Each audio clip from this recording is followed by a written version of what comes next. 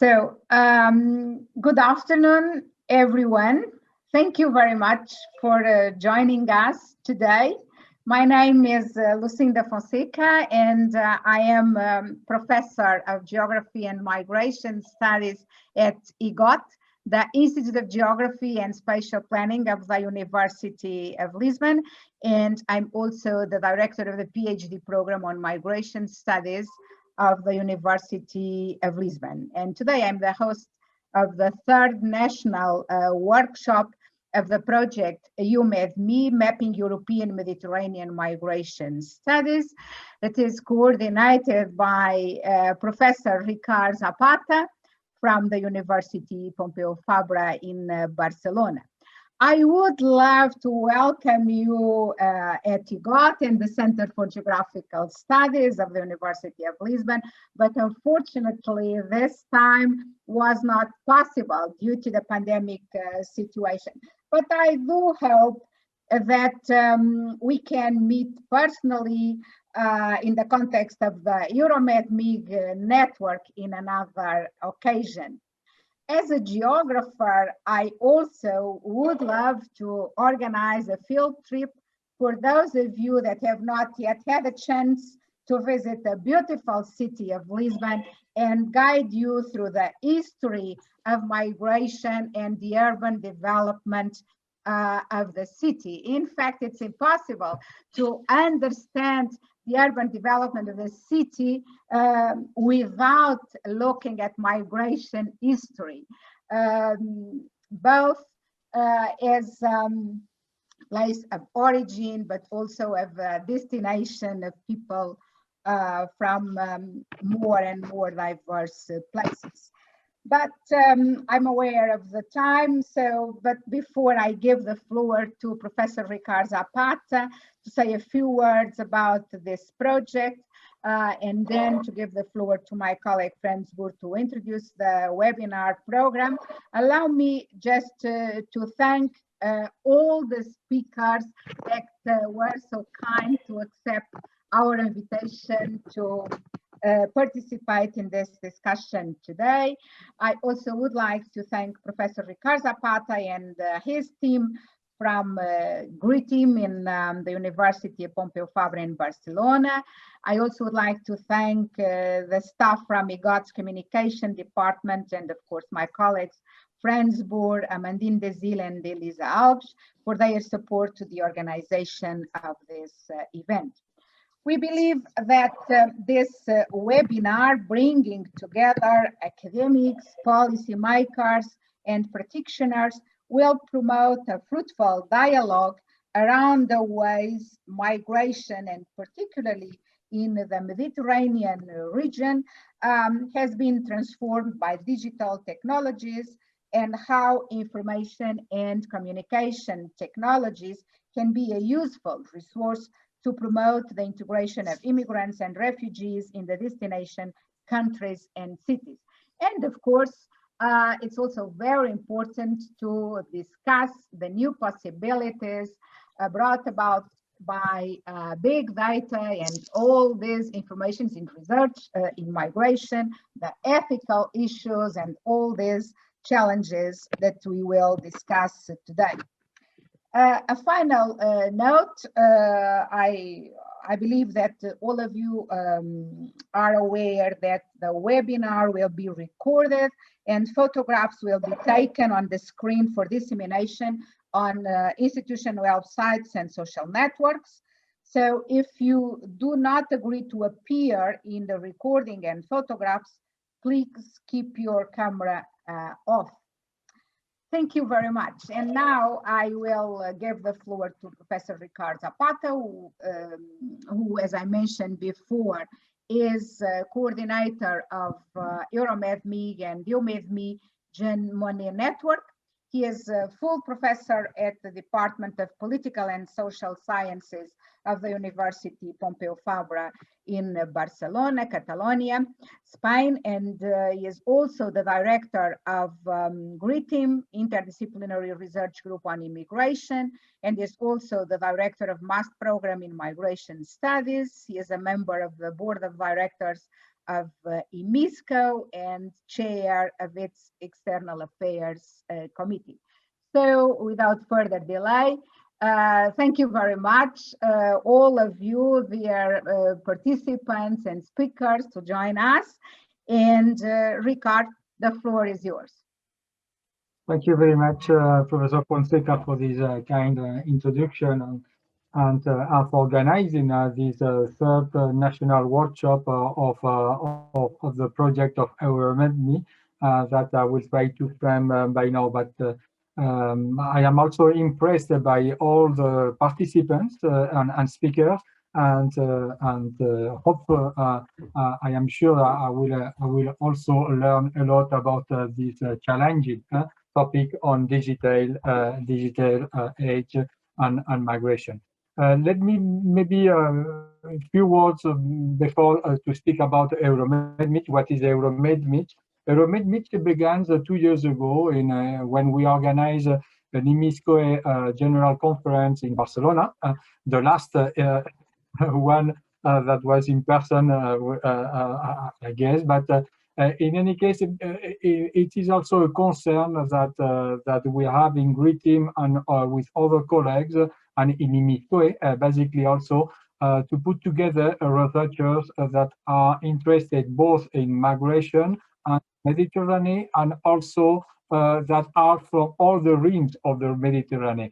And our basic purpose was also to create a platform of researchers working on this issue and from different countries, north, south, east, and west, a big representation. And EuroMedMig, born in 2018 with a few representatives, but now is growing with 19 members as in the steering committee, but also a growing number as members also of this platform. What we are looking in this platform is to promote exchange from the point of view of research on Mediterranean migration, and also to promote exchange also at the level of policymakers, society, and so on.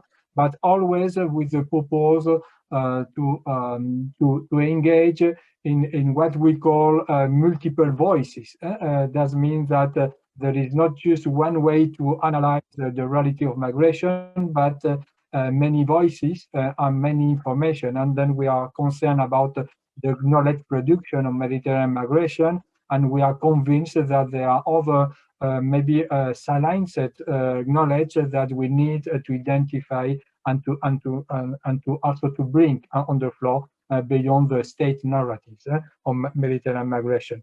This is our common purpose. We are other purpose. I will take the possibility also to give you through the chat the website, and even if you are interested, you can join us in the distributed list about all our activities.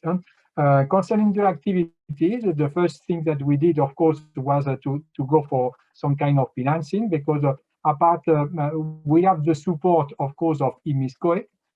This is a network, a regional network of EMISCO, and all the so-called European members are also members of EMISCO.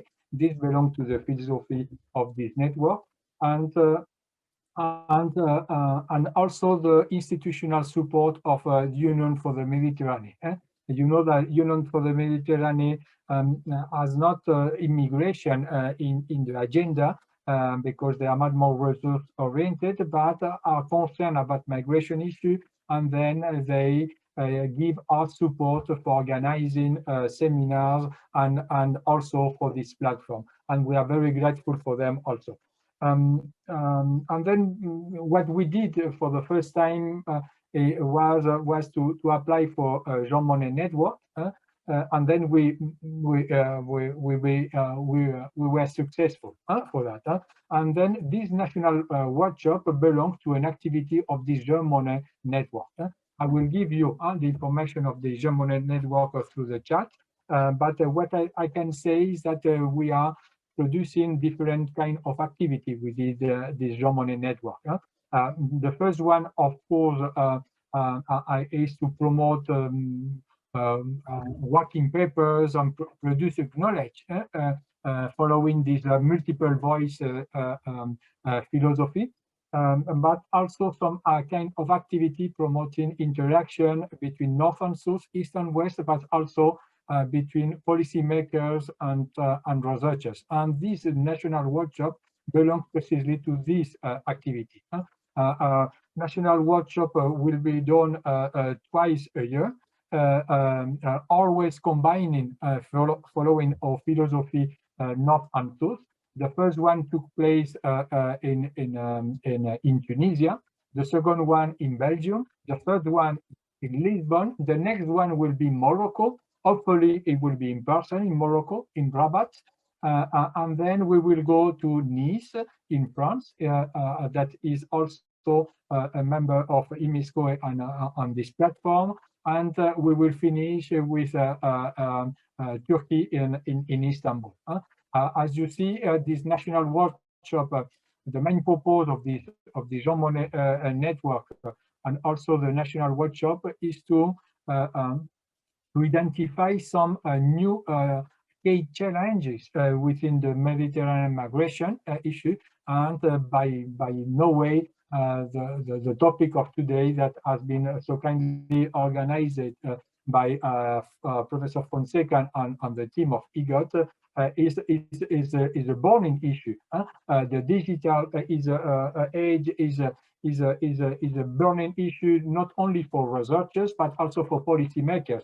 And then that makes sense to do this kind of topic, because it belongs to one purpose, to bring within this mapping exercise on Mediterranean migration research agenda those topics that maybe could be approached differently, and also those topics that are still in process of conceptualizing, I will say, as climate change and also digital age.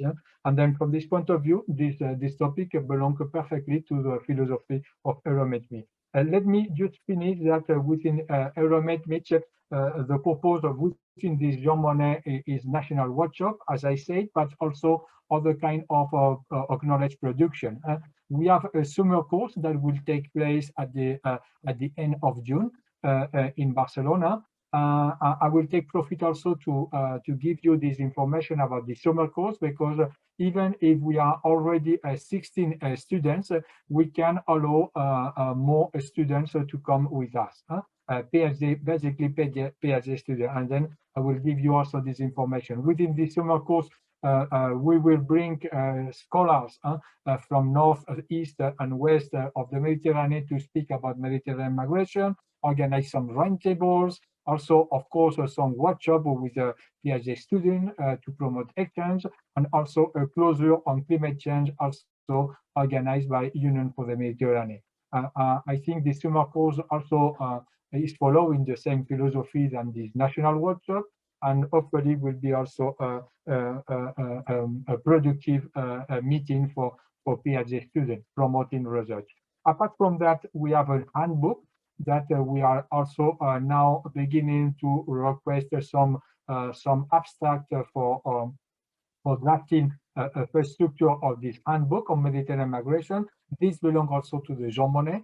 And finally, the last activity that will take place in 2022, the last year of this project, will be a symposium in Barcelona, where we will try to bring people that have been participating in the workshop, in the national workshop, and then and also to provide a forum of exchange with other people that are also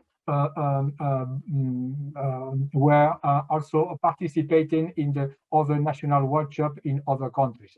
This will be a great opportunity to promote also encounters between policymakers, researchers all around the Mediterranean. And the basic topic of this symposium will be the city. I know that EGOT and other research centers are growing interest on the cities, on Mediterranean cities, and this will be also a good opportunity to put some issue related to Mediterranean migration and cities on the map of the research agenda. That's all. And nothing more to say that just to confirm, I will say that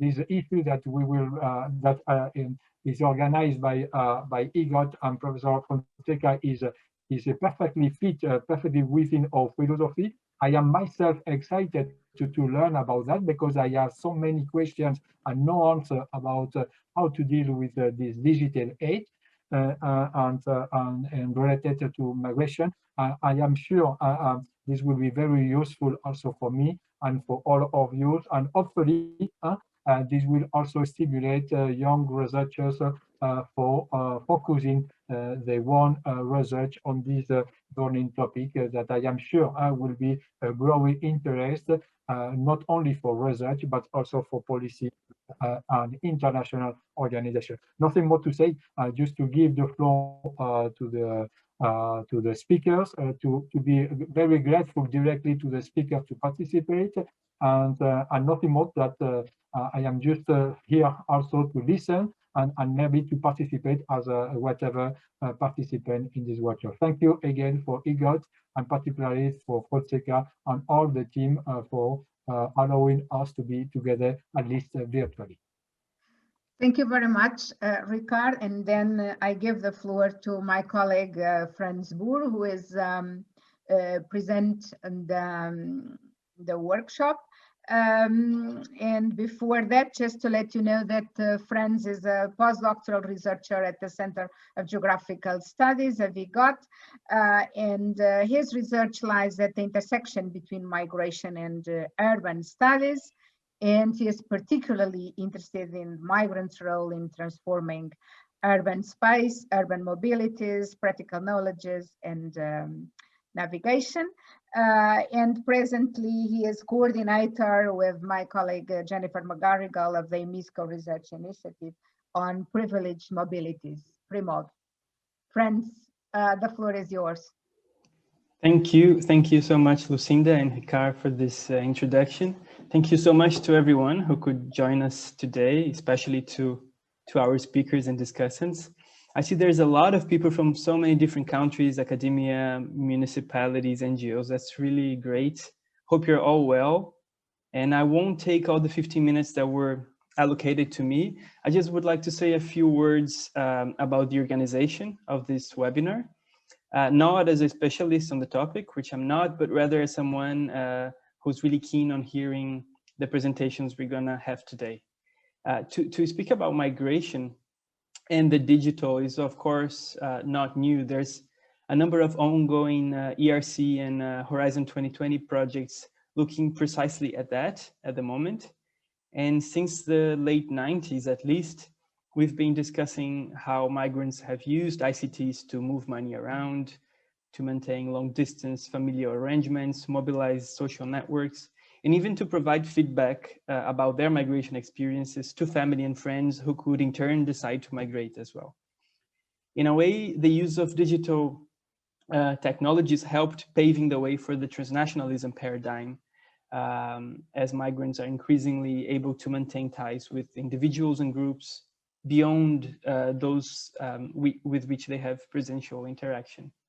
But as our lives become so enmeshed with digital technologies, this very webinar is an example of that, it not only makes migrants' digital practices more intense, as it actually brings about novel forms of migration and integration, which could not exist without the digital.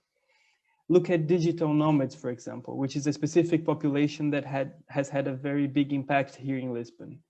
Digital nomads are usually people working in high-tech and creative industries who do remote freelance work and live for a few months in pleasant places, then they travel to another destination, carry on this nomadic lifestyle. It is a new kind of migration, of serial onward migration, with important impact in terms of real estate prices, housing availability, gentrification, commercial transformation in the places where they decide to stay. And as such, it is a new creation of very recent digital economies and travel infrastructures. As a geographer, I tend to split the research being done within this topic in two ways: the geographies of the digital and the geographies with the digital. In the first case, the geographies of the digital, we look at the spatial implications of migrants' use of digital technologies. For instance, we can look at the digital divide, or how access to digital technologies is unevenly distributed. We can look at the ways migrants connect people and places split by distance through the use of ICTs, or even how the use of smartphones becomes part of a fundamental toolkit for managing border crossing, asylum, and arrival. In the second case, the geographies with the digital, we may look at data produced digitally, whether in the context of research or not.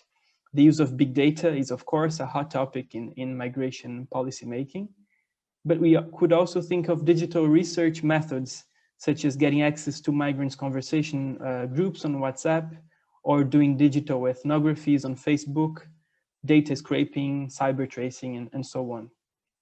But it seems consensual that the major turning point has been the popularization of smartphones, whether they are used for communication purposes or for buying things, checking news, moving money, and so on.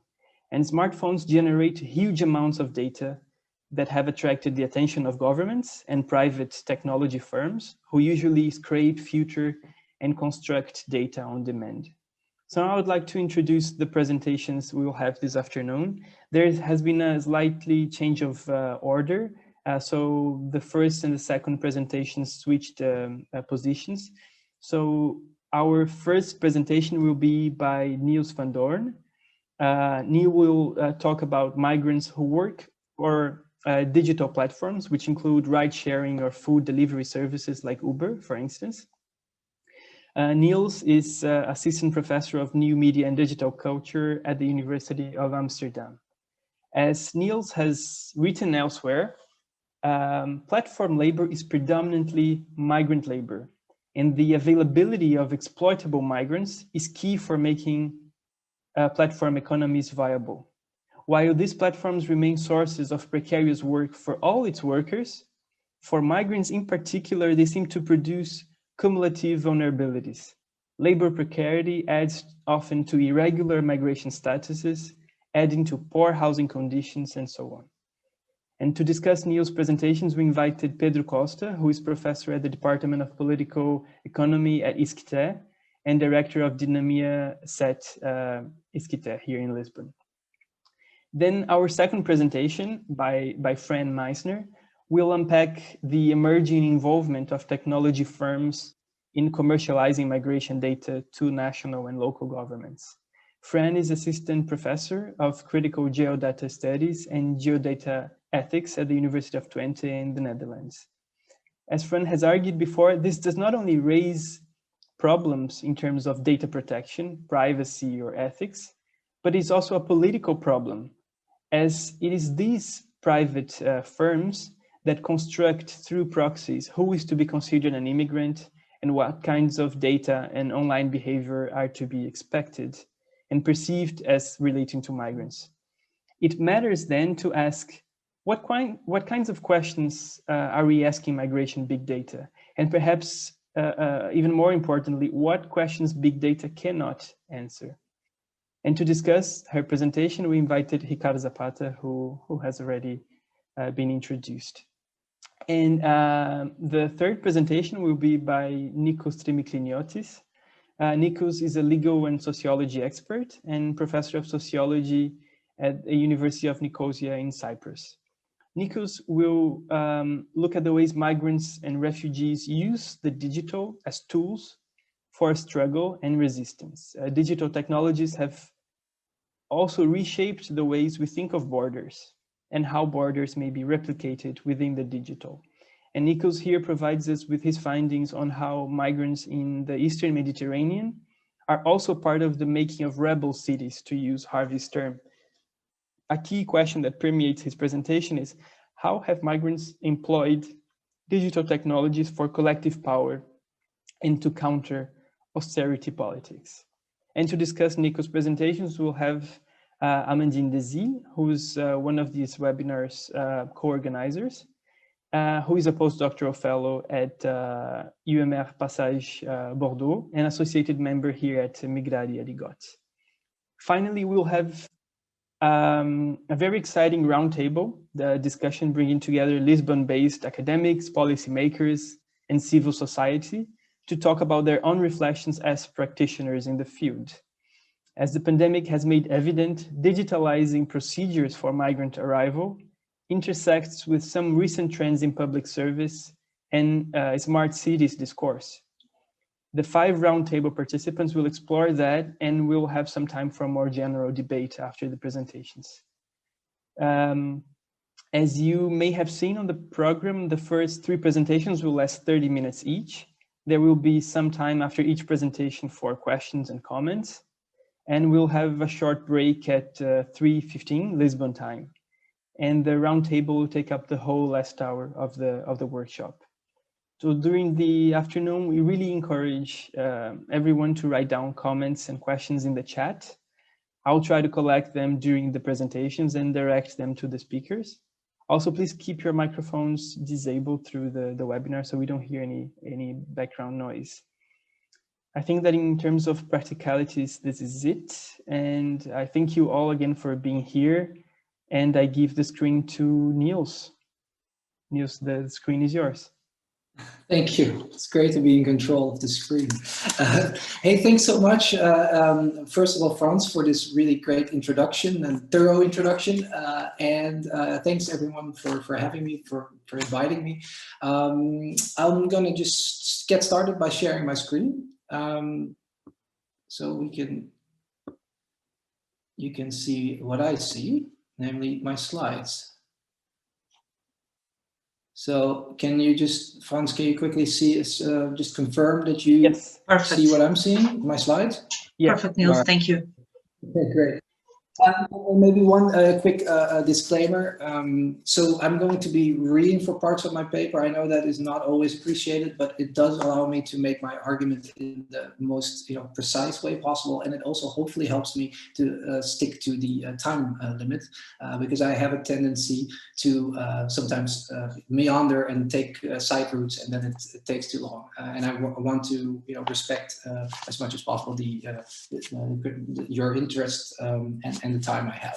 So with that said, so this paper or the presentation that I'm going to give now is part of a paper that will hopefully come out sometime this year, and it's about the platformization of migration infrastructure. And it starts with the what I now find a truism that gig work, not just as migrant work, but is migrant work. So from there on, I'd like to first full screen, and then so I'll start. What drives gig economies around the world? What factors may account for their growth?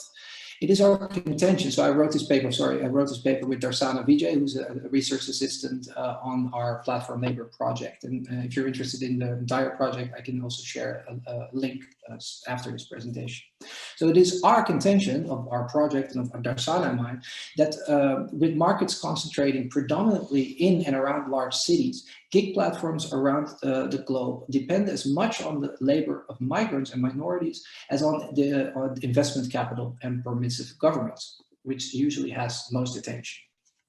The movement of people within and across borders in search of work and a better future is in this way a critical condition ensuring the existence of urban gig economies, especially food delivery and cleaning, domestic cleaning, which are the two industries that I focus on myself as more.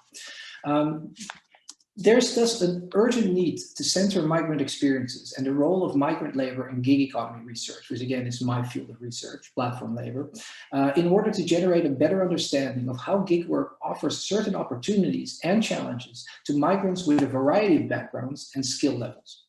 So what makes migrants try their luck on gig platforms despite the well-documented precarity of gig work? And how do they incorporate these platforms into their everyday lives and migration trajectories? Also, and I think has the most emphasis in this particular presentation, it is important to investigate the role of gig platforms as emerging actors in the political economy of migration as a result of how they mediate migrant mobilities. So before I start my argument, just some brief information about the study that grounds the argument. This is a ERC-funded 5-year research, so ERC Starting Grant-funded research project, started in 2018, runs into 2023. It's a cross-national comparative study of how gig economies in Amsterdam, Berlin, and New York City affect particularly migrants, but also other groups. But I'm focusing increasingly on migrants because the research has found that at least the sectors that I focus on are overrepresented with migrant workers. So in each city, I did 8 months of ethnographic fieldwork, and I focused on domestic cleaning and food delivery sectors.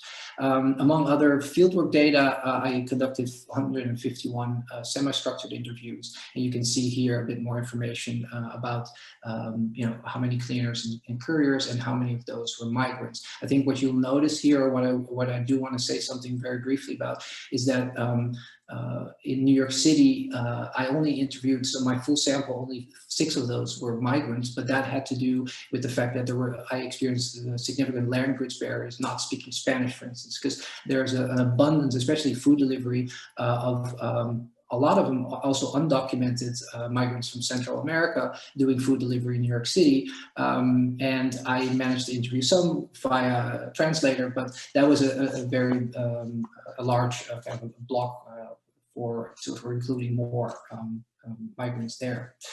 So having said that, this is also a bit of information about our say, theoretical framework. And so for this paper, we try to move beyond the existing parameters of gig work research, which usually kind of bounds us or provides our parameters, by engaging with 2 strands of literature on migration and migrant labor that are particularly useful for framing our analysis. So that's the autonomy of migration approach, which of course, as you probably all know, centers on migrant agency on the one hand, but also very much on the global flows of labor and capital and on transformation of capitalism more generally, positioning that autonomy and agency of migrants within those flows of capital and labor, and how they're funneled and blocked, etc. And then the other approach that we found very interesting or relevant and also useful to combine with the autonomy of migration approach is the migration in a more recent perspective, migration infrastructure, which focuses on what they call the middle space of migration. So the brokers, the intermediaries that shape migrant mobility and basically ask how are migrants moved. So whereas autonomy of migration focuses on how migrants move, migration infrastructure focuses perhaps more on how they are moved, right? And sometimes shipped, and they have a very much a logistical framework. So building on these approaches, we argue that gig platforms are now part of a multitude of platforms of arrival and takeoff within, against, and beyond the infrastructure of the state, to quote Meus and Al's text on arrival infrastructures. Compared to other types of actors that, and I quote them again, select, give direction to, and retain or accelerate certain migratory subjects, and end of quote, platform companies are less beholden to state apparatuses than to international finance capital, which, and this is important, affords them relatively more leeway to engage in regulatory arbitrage, so to jumping through regulatory loopholes. Still, it would be a mistake to blame the gig economy's predatory practices on the state's inability to govern it. Gig platforms do not just operate against and beyond the state, they navigate within its regulatory purview and respond to the racialized and gendered logics of subordination, stratification, and exclusion embedded in existing laws and policies. So accordingly, they generate new chances and risks for migrant workers whose mobility is often regimented and curtailed, resulting in what we see as an app-based alternative to, or maybe also more an extension of, existing infrastructures that mediate processes of migration and arrival.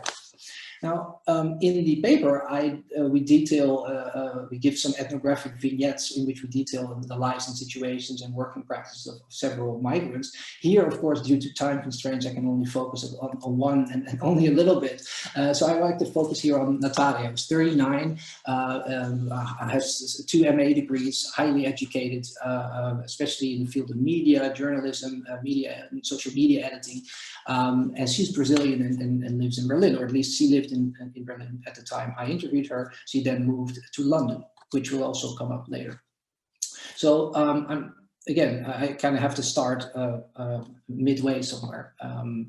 But so when none of her job applications resulted in a callback, so she'd been applying to many jobs, never heard anything back, and her rent was due, Natalia decided to respond to one of the Helpling ads. Helpling is a cleaning platform she had seen repeatedly while participating in Berlin-focused Facebook groups.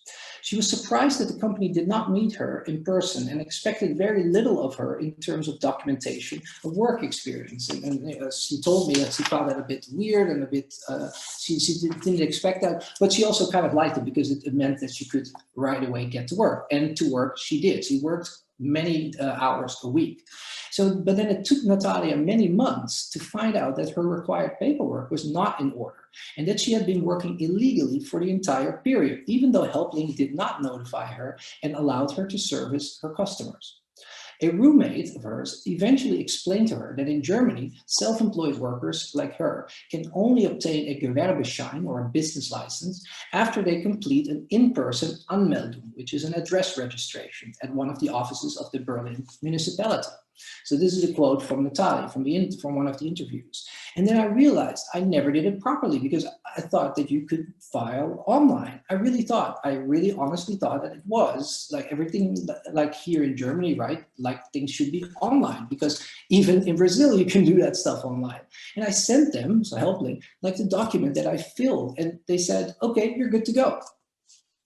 So apparently the fact that the completed online documents Natalia submitted were only the first step towards obtaining a Gewerbeschein, a business license, did not matter to Helpling, whose negligence put her in a vulnerable position.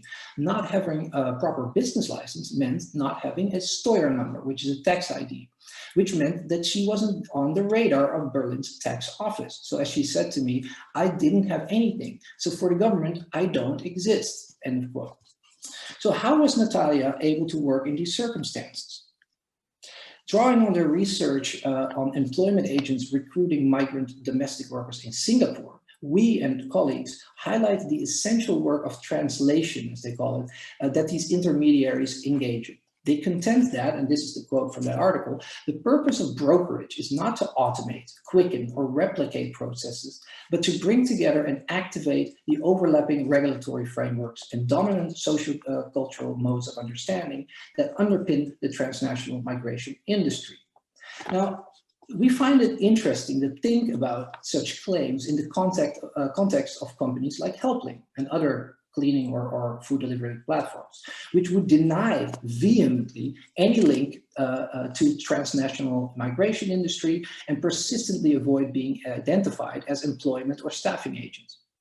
Indeed, such disavowals explain the restricted translation work, to use their term, provided by these platforms, which customarily automate, quicken, and replicate processes that would otherwise require more effort and knowledge. So while Helpling and other platform companies do offer migrant workers basic information about regulatory frameworks and required paperwork or permits, they stop short of ensuring that those who are onboarded, as they call it, hiring is onboarding in platform language, those who are onboarded indeed understand and comply with existing laws and requirements. That's not what they do. Because Helpling does not see personalized explication and compliance monitoring as its responsibility, migrants like Natalia can get into legal trouble with the German government, whose misclassification of Helpling as a platform and of Natalia as self-employed sanctions the former's labor casualization and the latter's precarity. So we should view Natalia's situation as co-produced then by the German state's ongoing institutionalization of precarity, which has a particularly negative impact on migrants and other labor market outsiders. So then, although they might switch platforms, as Natalia eventually did, the gig economy will continue to provide transitional opportunities that sustain the aspirations and trajectories of migrants like Natalia. This is because gig platforms form, you could call them plug and play arrival infrastructures, offering immediate income streams that can function as financial stopgaps and potentially a stepping stone to something better. Yet due to their mix of accessibility and then what Benjamin Bratton has called generative entrenchment, they also have a penchant to ensnare migrants who already face structural barriers to the labor markets and welfare provisions of host countries. Like in the Netherlands, most EU migrants cannot apply for social benefits without risking their right of residency. So that's a real problem in the Netherlands, for instance. In other words, it's easier to access a gig platform than to leave it. And leave it for what? What does it take to graduate from the gig and move on to something more sustainable and rewarding? Helpling may have lost its appeal among members of Natalia's social circle and also for Natalia. But as she notes, there are always Brazilians on the Facebook group saying, oh, I'm looking for a job. I accept anything. I can be a cleaner, do babysitting, can do this and that. I think that happens a lot in London, where she was then thinking of moving. But I found it really interesting to see that when someone puts up this, this app, Jobs Today, which is one of these other gig apps, people go like nuts. Because as long as there are a few better alternatives, and migrants are, in one of our other participants' words, desperate for work, platform labor will feel like a step up rather than down, because it promises to lift them up out of their supplicant position and circles of informality, even if as it reproduces many of the most pressing problems that we associate with informal labor markets. So now we get to some conclusions and maybe some more speculative reflections, which are completely open for debate. So I look forward to hearing what you think about this.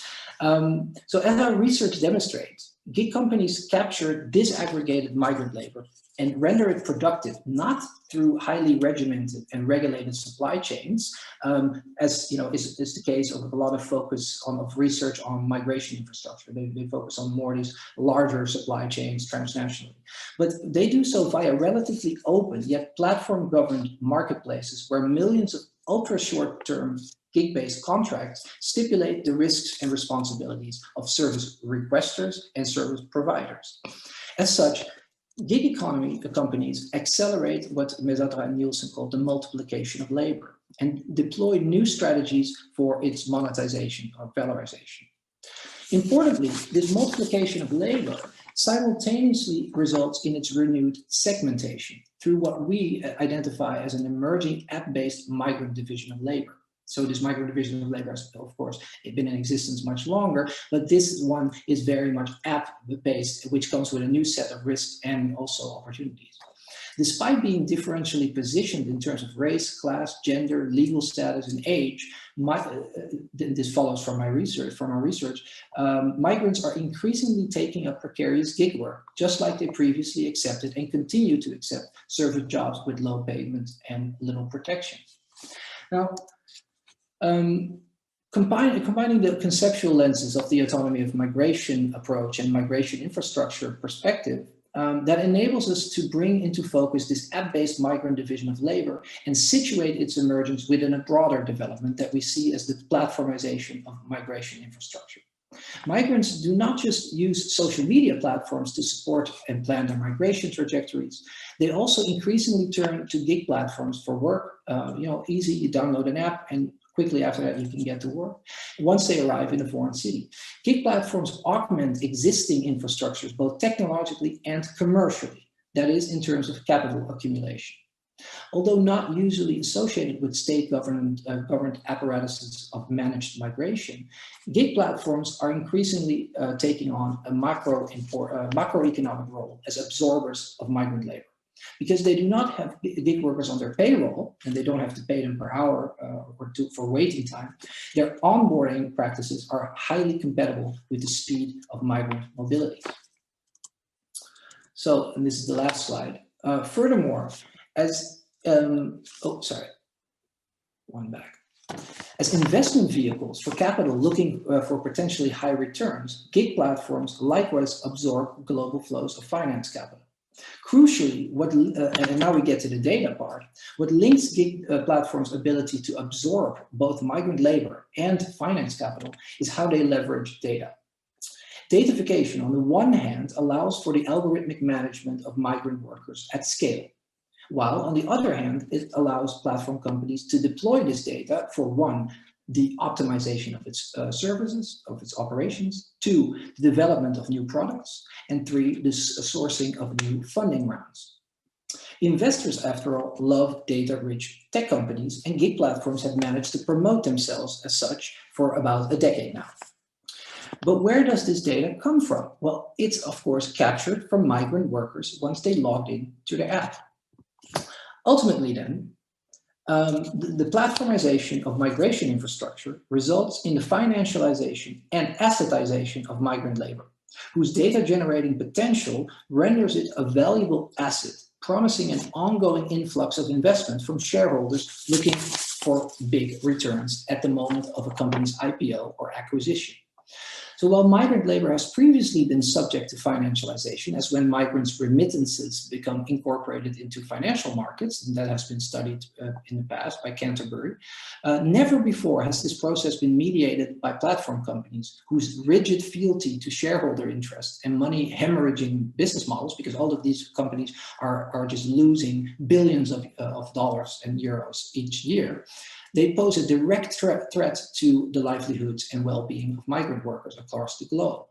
Because as an asset class, migrant labor may have financial value, but as a workforce, it is, in the words of another interviewee, composed merely of disposable objects. So what I want to leave you with is that there is this tension between that on the ground, when you talk to migrant workers, it is oftentimes they are always dealing with the ambivalence and ambiguity of this work. It is it can be a stepping stone, and it does offer opportunities. But especially also if you zoom out and consider the larger political economy, and you see what these companies are doing and where they're heading, and you see how deeply financialized this industry is, then it becomes also apparent that this cannot end well.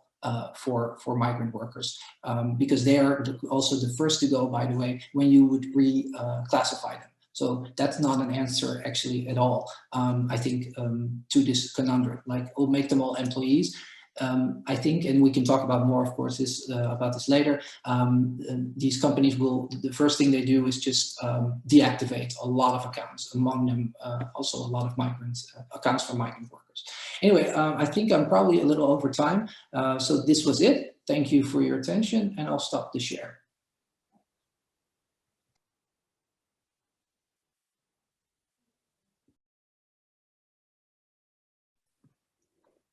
Okay, I think I can step in as commenter.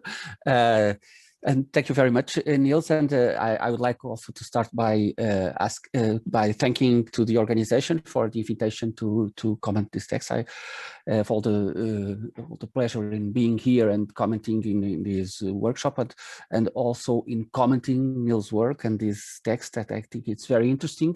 This presentation and the text that is behind it.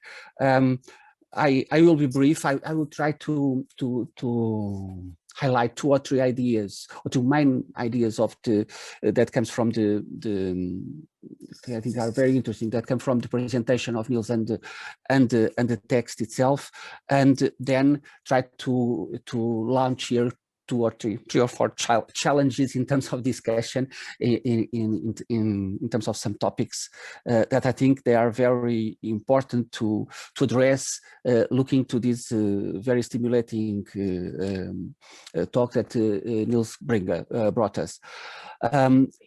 The text brings us one first idea that is crucial, that is this platform work is linked to migrant work, and I think this huge project is a huge opportunity also to give more empirical content to this, and this is very important and very interesting. It's something that we have all that kind of notion, and we can raise some doubts, and that in terms of what is this what can be this social segmentation of this platform work, but we'll come to there. But this general relation between platform work and migrant work, it's of course fundamental to be on one hand addressed, but also to be documented.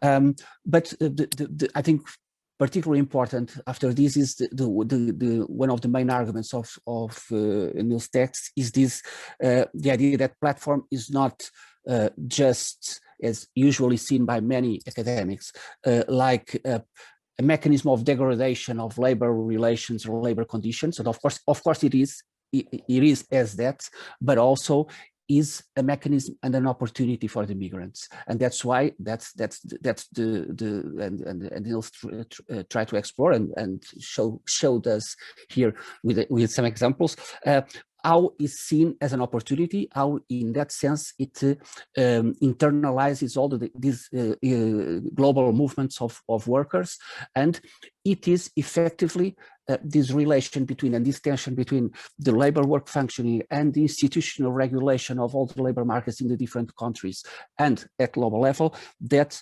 enables that these kind of activities to be particularly attractive for some parts of population, and particularly for migrants.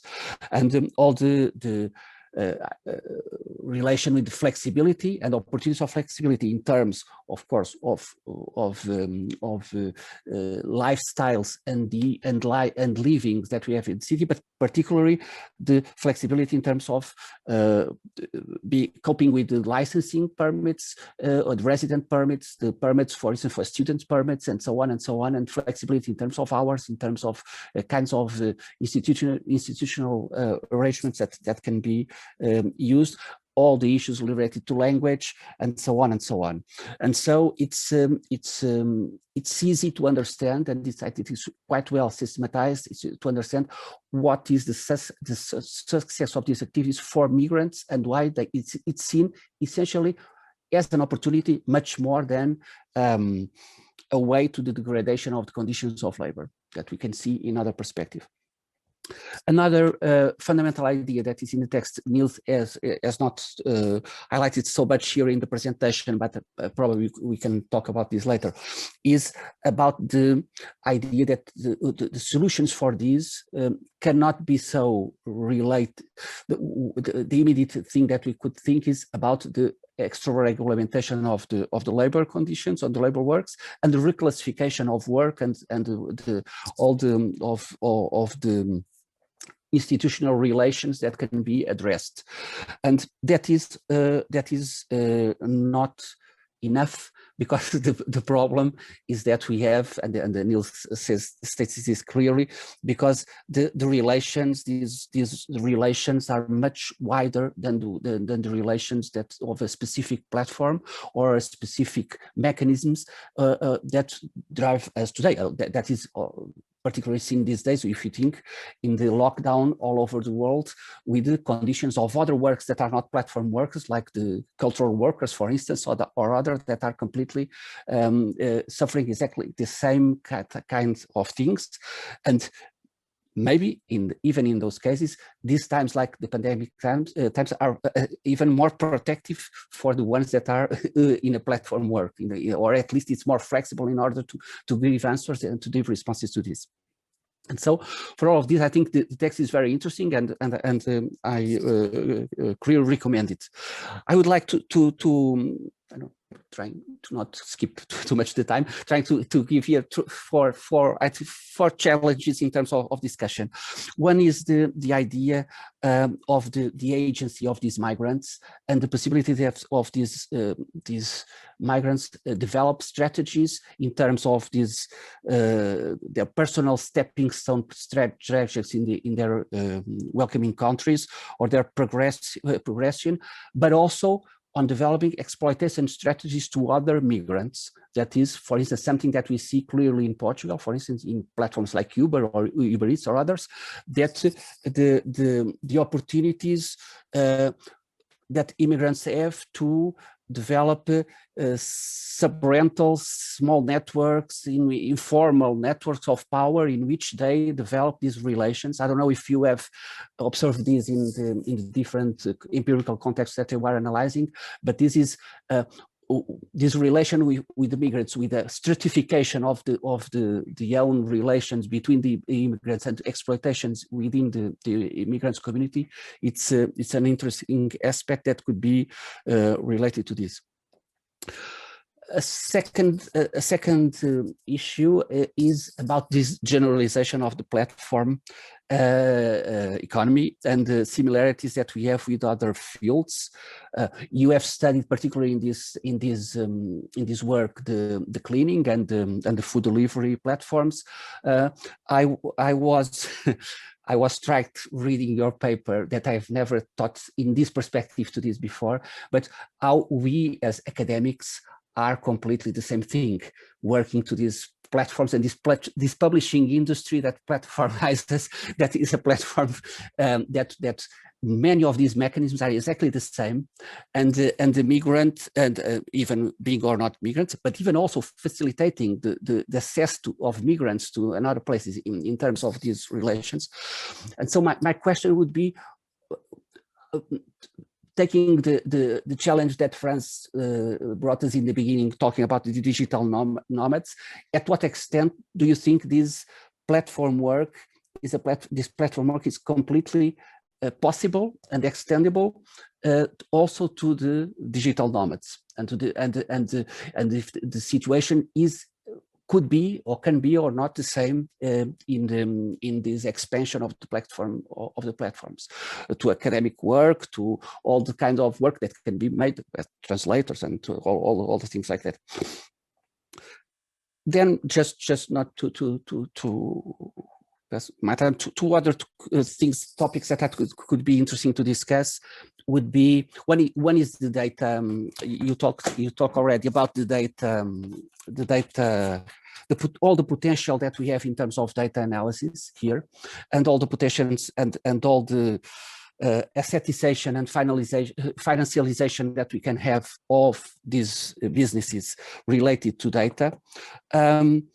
And that is a very interesting topic, and if you want to say something more about that, but I would also, this on one hand we collect and they have a huge potential data on the migrants and on the population, on the workers of these businesses, but also on the users, on the clients, and on the process and all the processes.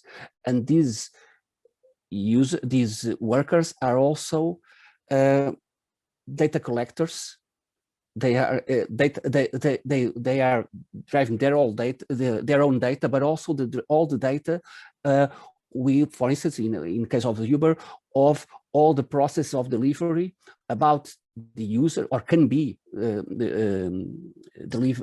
they can be delivering data on the users conditions, on the schedules of the delivery, on the length of the delivery, on the frequency of all the things. And so it's not just the data of them, but it's a huge amount of data about all the process, all the productive process. Last final question that I would raise, it's more specific with the topic of this seminar, is about these Mediterranean migrants that is the scope of the project. At least in Portugal, these are very, at least some kind of platform of gig work, like the food delivery related, the cleaning one, and most of these are essentially related to Brazilian and Asian communities, not so much the Mediterranean community. And I was wondering to what extent this kind of migrant work is completely open to the different kind of communities, or is clearly marked in terms of specific kind of communities, and what is in terms of the 6 different empirical works that you are working on, if there are conclusions on that, if you have some conclusions on that. Thank you very much. I think it's a very interesting text, and if people would not yet had access to it, I recommend it vividly. But I think I will give the floor to Niels. We will open also the floor to the audience, but now I think I'll pass to Niels. Mm-hmm.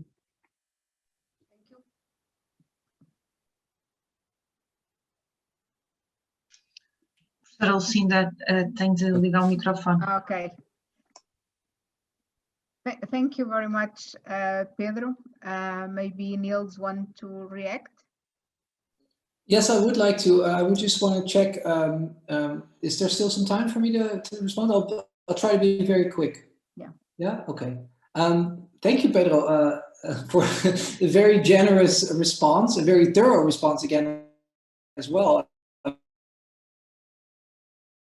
Introductions of this.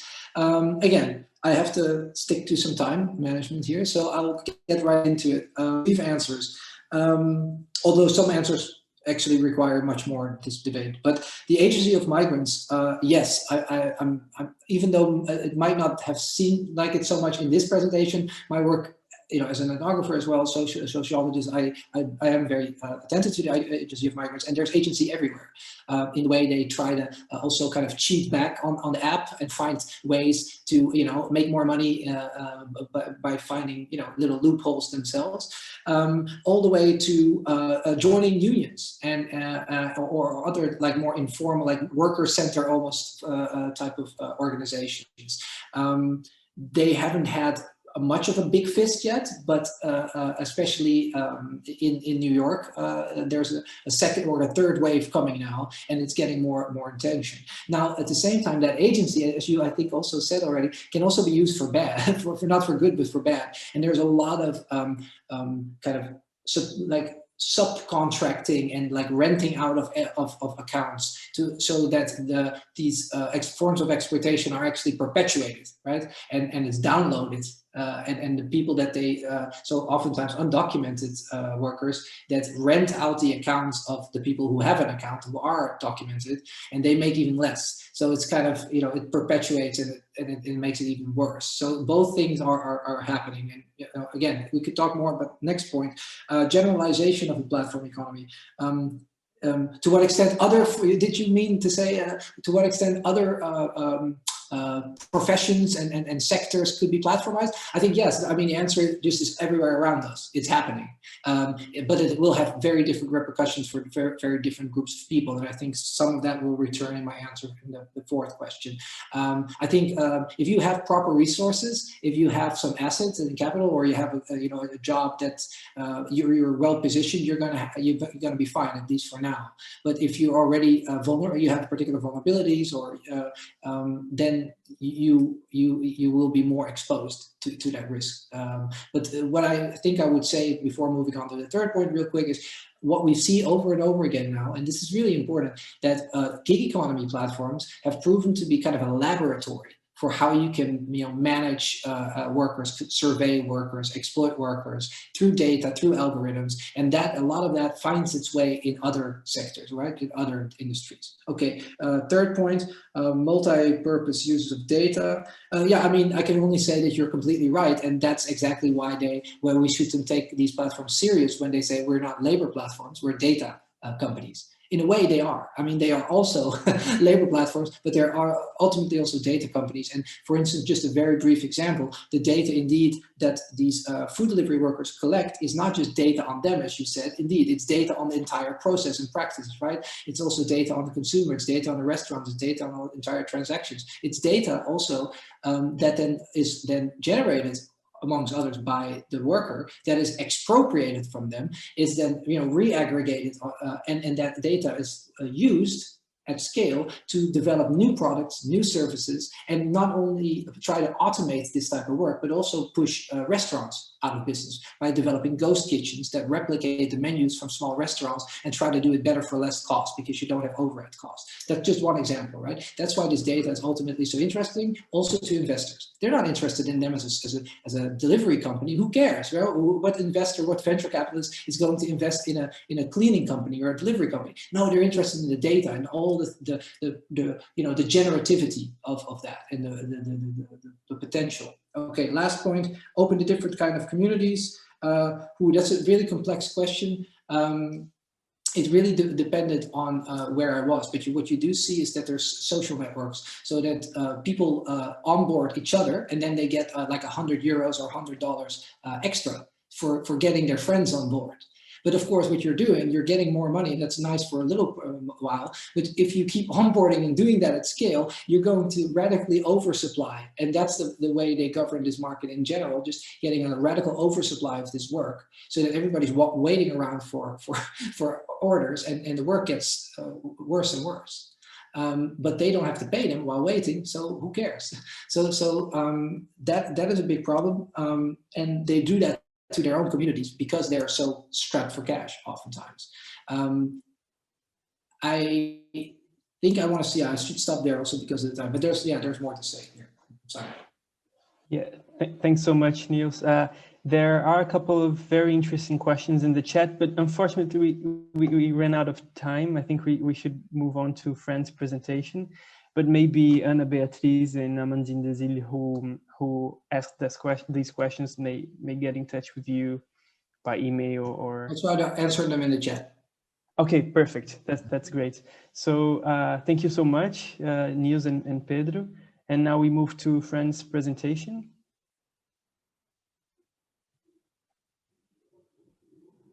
Let me just start by sharing my screen. Thanks. And seeing if that works the way it did before. I hope I've completely lost all of you now, but I'm hoping that you can see my presentation at the moment. Yes, that's fine. Thanks very much for that. So thank you, Lucinda and friends, for organizing this event and all the people you mentioned earlier on who've been helping to organize it, and also for inviting me to speak today. So the overall topic of the workshop has been exploring new data, practices, and lifestyle that go hand in hand with migration in the digital area. So my presentation's focus is very much on new data and the kinds of questions we should ask ourselves as migration researchers about responsibly using that data. So the presentation is based on a paper I'm writing together with my colleague Lynette Taylor, and all the glory obviously goes to her. But the paper also builds on an earlier paper of the two of us, and Franz was quoting from that earlier on, which made me very proud. And that paper noted that new migration data bring with them a whole host of new concerns, and one of the most prevalent ones being that it brings in new actors and systems that from the outset conceptualize migration as risk, which has implications for what can be done with the data and what kind of analytical scope it actually brings us. So with this paper, we're trying to engage, the one that I'm presenting today, we're trying to engage with the questions of how to do migration research using new data technologies.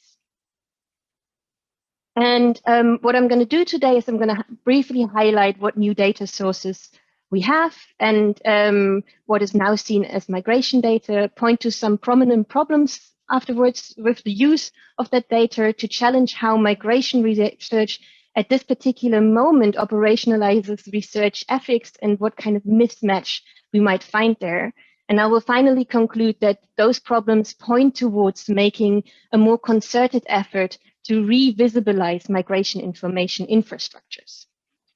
So there is now a myriad of new data sources that are being considered as migration data. And if we think about what sets that data apart, it is quite often that it is both georeferenced and it's not cross-sectional, the way that migration data used to be to a certain degree. It didn't used to be georeferenced, and it didn't necessarily used to be and it tended to be more likely cross-sectional. And there's another point that sets it apart. It is in many ways designed to trace the movements and actions of individuals or groups. And I think with this, in addition to the data you see listed here in that little infographic, we might also have to consider biometric data to be part of what we are considering as new migration data. I guess most notably, it is that all of this data is a byproduct of informational capitalism. It is data that is collected for commercial purposes and rebranded as migration data. So what we are witnessing at the moment is the emergence of what we refer to, so we being Linnet and me, as migration information infrastructures. And what we mean by this is that data cannot be thought about and used in its own right, but has to be seen to be parts of larger information infrastructures that include various forms of data, new analysis and policy practices, and new sets of actors who have been entering migration research. And drawing on information systems theory, all of these components are relationally connected. But I want you to hold that thought for now, as I'll be getting back to that later on. So noted in this table in terms of concerns about new data are mainly technical concerns. And there are a few other prominent concerns that have been identified with new migration data sources. And those are related really to questions of identifiability, experimentation, and discrimination. At least those are the main ones, but there's obviously others. So how can we, so if we're talking about the sort of first set of identifiability, it's revolving around problems that are around questions of consent and privacy violations. At the individual level, data sharing is often not consented to. And the problem that is quite often in the room is also that in terms of the way that analysis has changed, it isn't actually the individual that analysts tend to be interested in, but it is reining in the movements and actions of groups. And I will get back to this example very shortly. So then a second point or second set of problems is around the questions of experimentation. And this is probably most forcefully argued by Petra Molnar, who criticizes the lack of recourse migrants and specifically refugees have if they become subject to, in essence, an experimental implementation of data technologies. And this kind of links back to the presentation we have just heard. And a third concern that probably merits mentioning, as it is out there and being discussed quite widely, is questions of discrimination. So it is now widely recorded and discussed that tech has disparate impacts on different population groups. And the UN Special Rapporteur on contemporary forms of racism, racial discrimination, and xenophobia, and related intolerance has noted in her recent report that it really expands the control of governments and private actors over migrants. So these are all problems that are really out there and that we are discussing. How, with these as the background, can we then still justify using large new data sets on migrants for the analysis of migrations? And I mean, just to kind of add, these three problems are not necessarily the only ones. There is also quite a lot of technical problems with the data itself. So still there is strong incentives and calls for showing where it's forward to work with this data, in part because it is being presented as offering quite a lot of promise in terms of not only optimizing migration processes, but also the kind of knowability of migration that we can have, up to the idea of nowcasting migration, being able to tell where anyone is at any one point in time, and to be able to predict what the next movement is going to be, and to potentially intervene in it, is one of the ideas that stands behind much of the hype around some of this new data. But in some ways, the argument that then is usually brought forward on how to work with this data more responsibly is to find guidelines and ethical procedures that would help us use the data in a more responsible way. But this approach tends to bring with it new problems. And in the paper, we kind of point to three separate problems. The question of owning ethics, the additional actors, as well as the really quite basic problem of missing the problem. So just to quickly talk about owning ethics, this is a notion that actually comes from authors such as Macliffe et al., who have been observing the way that data ethics have been approached in commercial settings.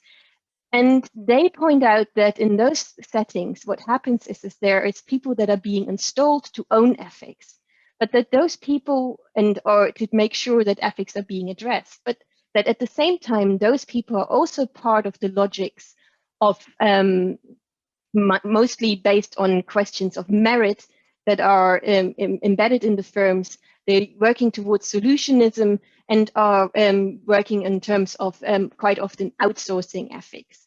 And somehow these are problems that have parallels in academia. So if we think about this, there is this question of how do you do good migration research? And merit in doing the best possible portraying of migration seems to be what drives the use of that data.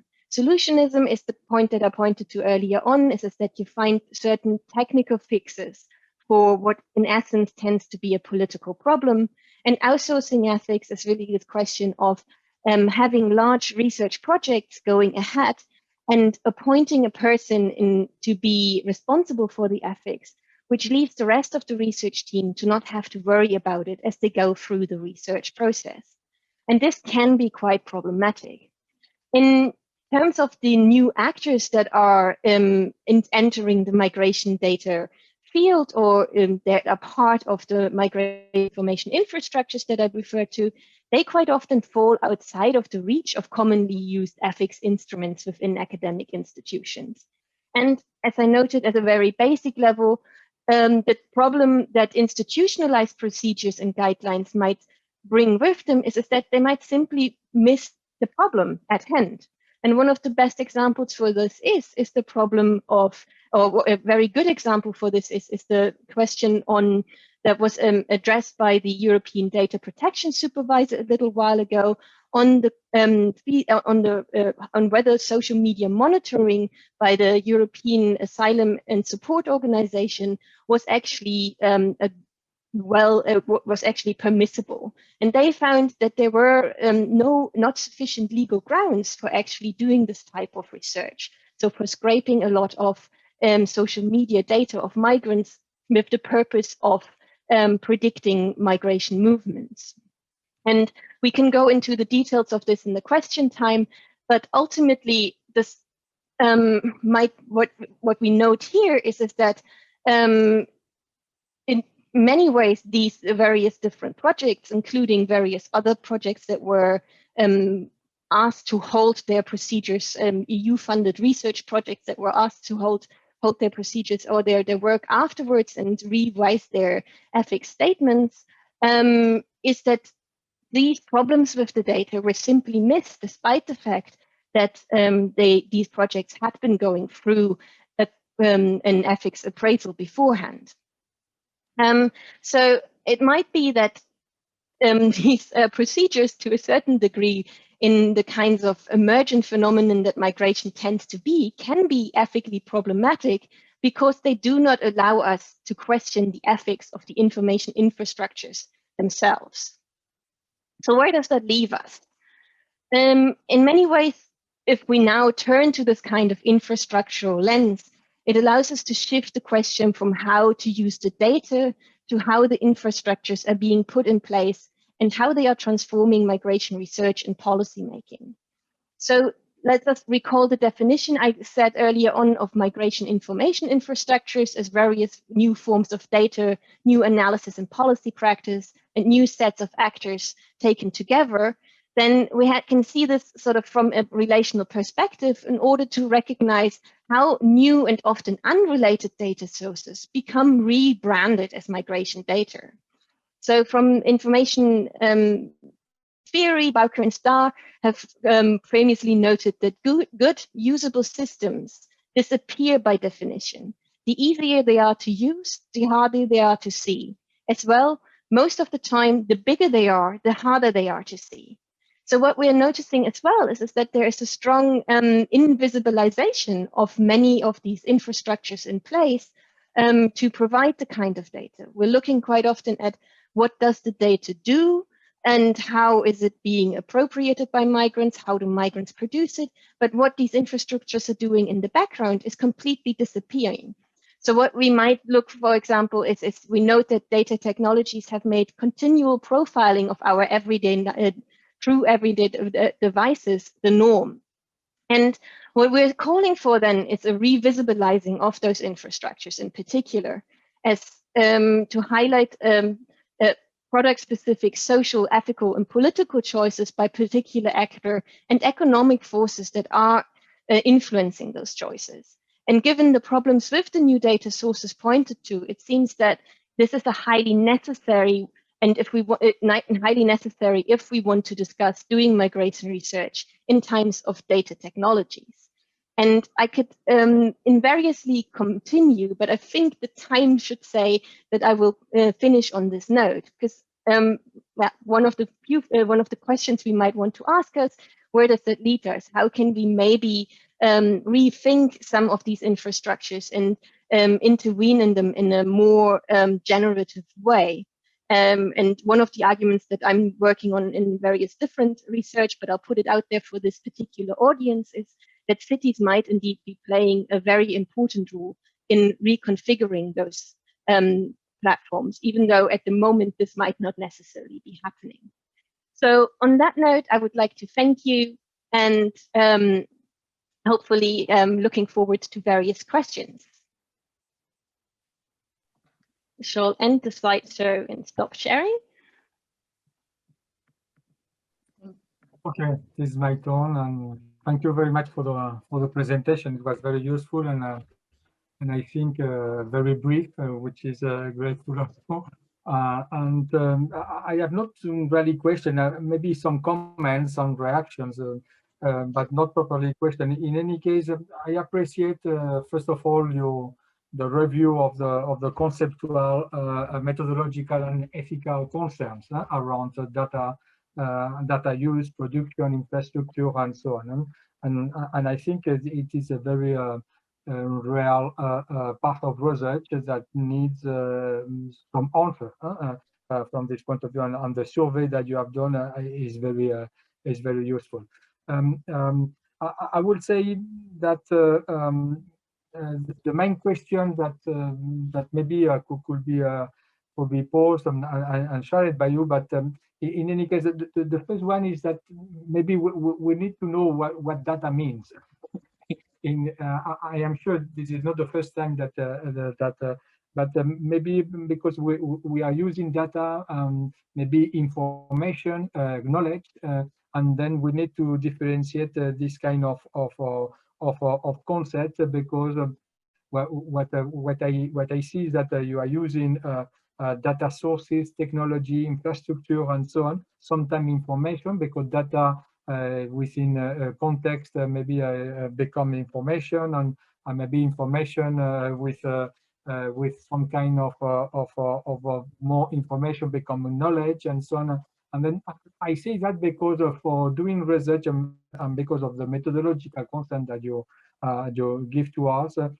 And then at the end, my feeling is that the most important issue is about knowledge, is about knowledge production, and the way that knowledge production could be done through new data platforms. But in any case, I would like I would appreciate this differentiation that I feel could be important. The second thing is about the kind of you pose the question who produce data and who use data, and I take the idea of using data. And here there are some ethical and policy and I would say political dilemmas about the use of data and who use it and so on. You put in relation and I appreciate that the idea of data source and use and with capitalism, in the sense that we are in front of the public and private divide in data production. And then from this point of view, the market is important here and capitalism is important here.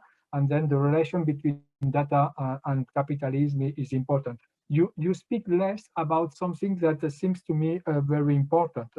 It is about control, security, narrative control, and so on. I know myself that some refugees, the first thing that the police request is the mobile phone, because through the mobile phone, whatever the refugee says, the mobile phone will be the most important information for the police to know the trajectory of the people, because GPS and so on. And then from this point of view, data become also a source of power.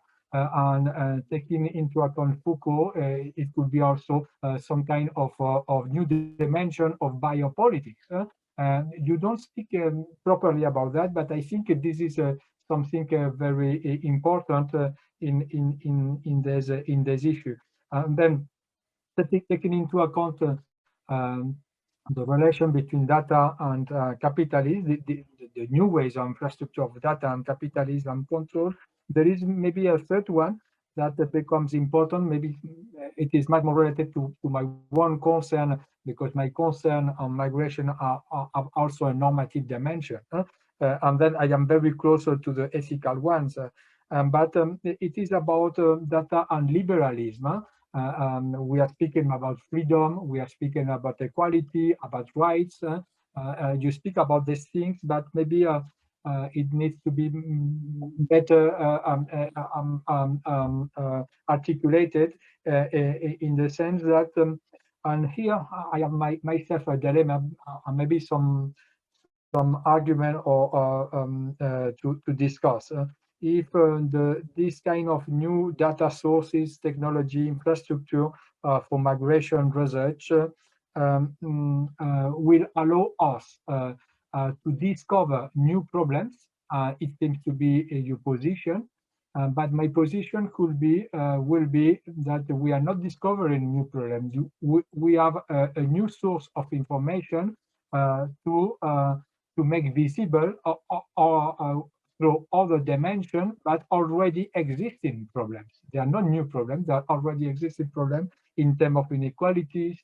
I'm speaking about the you know that the digital divide. People that have no, and within the COVID, this become very important because we have learned that many migrants have no access to data, because data and then there is some kind of a new term of exclusion, new term of inequality, because they are not access opportunity of data in terms of technology, in terms of infrastructure, and so on. And then from this point of view, I think these issues, if we are in front of new problems or maybe a new dimension of already existing problem, becomes maybe some kind of a term of the debate. Yeah? And I think this term of the debate is not only theoretical, but could be important, because it is true that I am convinced myself that data research in migration and more in Mediterranean migration will can help us to make visible as an iceberg existing exclusion and existing inequalities. It is of course we can also use for migration new data production and sources for confirming and maybe in this way it could be very useful methodologically speaking, new ways of patterns, new patterns, or maybe the complexity of migration. I know that you have been working on super diversity, and then you are very familiar to uncertainties and complexities and so on maybe in international migration and in the Mediterranean. And then we speak also about mixed migration. That means that there are many ways to understand why people migrate, even with the same people, and maybe also to know more about corridors, about and this kind of thing. I found here a source of information. I mean information and not data. And that could be very useful through these new technologies, for instance. But of course, the most important ethical question, and I feel myself well placed to speak about that because I edit a handbook on ethical issues and methodology and also especially on ethical issues on migration research. That and then the most important ethical question is who benefits from that.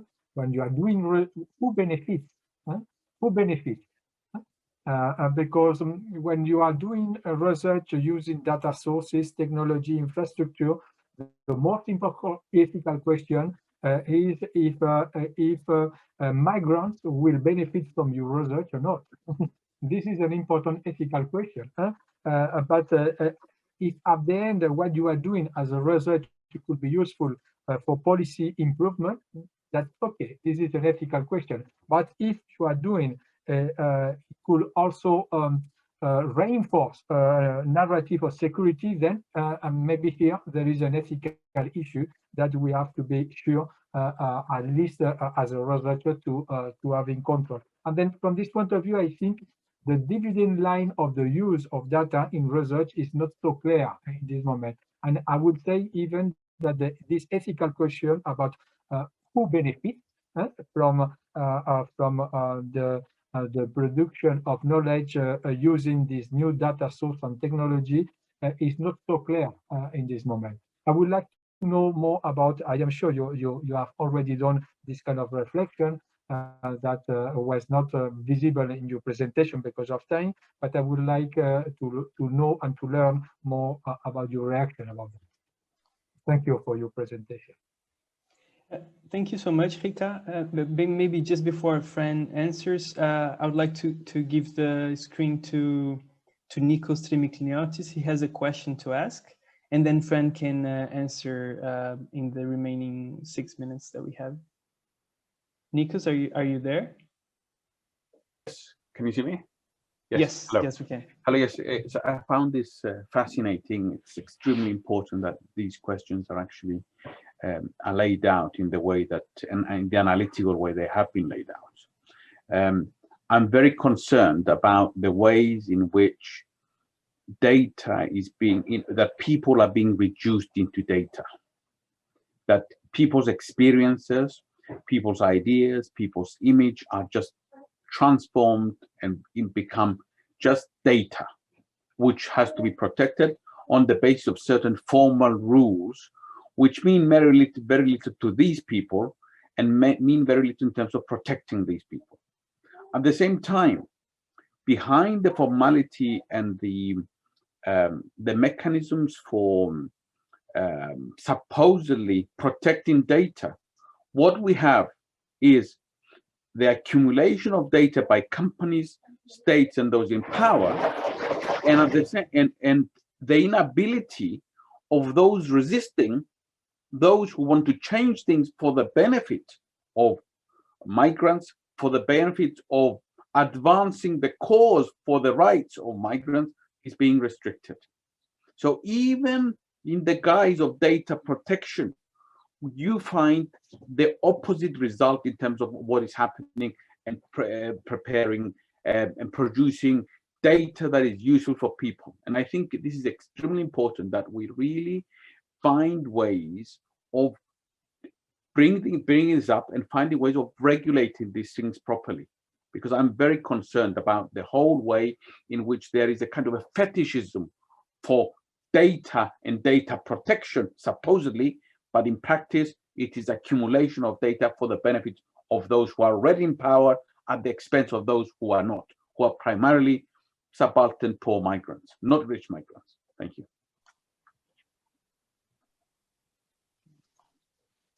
Thank you very much for those remarks and also for that additional question, Nikos, or comment as well as question. I think it summarizes quite well a few of the things that weren't necessarily in the presentation that I was giving. So I would like to just, in relation to this question of whether the most important thing is about knowledge production and how we come to know migration, I would just like to say that this is very much part of the kind of debate that we're having, but it's also one that is being had already to a large degree by a few of other people. So thinking about Stefan Scheel's work, for example, on questions of making on how many of these information systems are making migrants knowable, are making migration knowable, even though if we are, for instance, taking an autonomy of migration perspective, we actually are in a situation where this knowability should and will always be out of reach. And that is something that I think as migration researchers, we would do well at calling back into our what we think about. But what I think is quite important is to think about in this kind of question that who produces and who uses this data. So this paper is very much about the sort of additional kinds of concerns that we need to put in place when thinking about, as migration researchers, using the kinds of data that are being produced at the moment. And there is sufficient people who are doing it, but quite often what is not being considered is the fact that by using that data, you're also getting implicated in those migration information infrastructures that we're highlighting. You're becoming in part someone who is demanding that kind of data and that kind of knowability that might be going with it. And to start to problematize this on a level where you're thinking about how you might be able to work with this data, but also maybe change the infrastructures themselves or rework them is an important thing, because one of the really quite relevant aspects is it isn't necessarily about a particular individual migrant that is being targeted quite often the way that we used to think about do no harm in research ethics, for example. We quite often were contemplating how the very specific community that we might be going into might be harmed by our research. But what happens now is quite often is that in the level of aggregation that you're looking at, it is communities further downstream of the data that you don't necessarily even think about that might be affected by the kinds of insights and knowledge about migration that is being produced.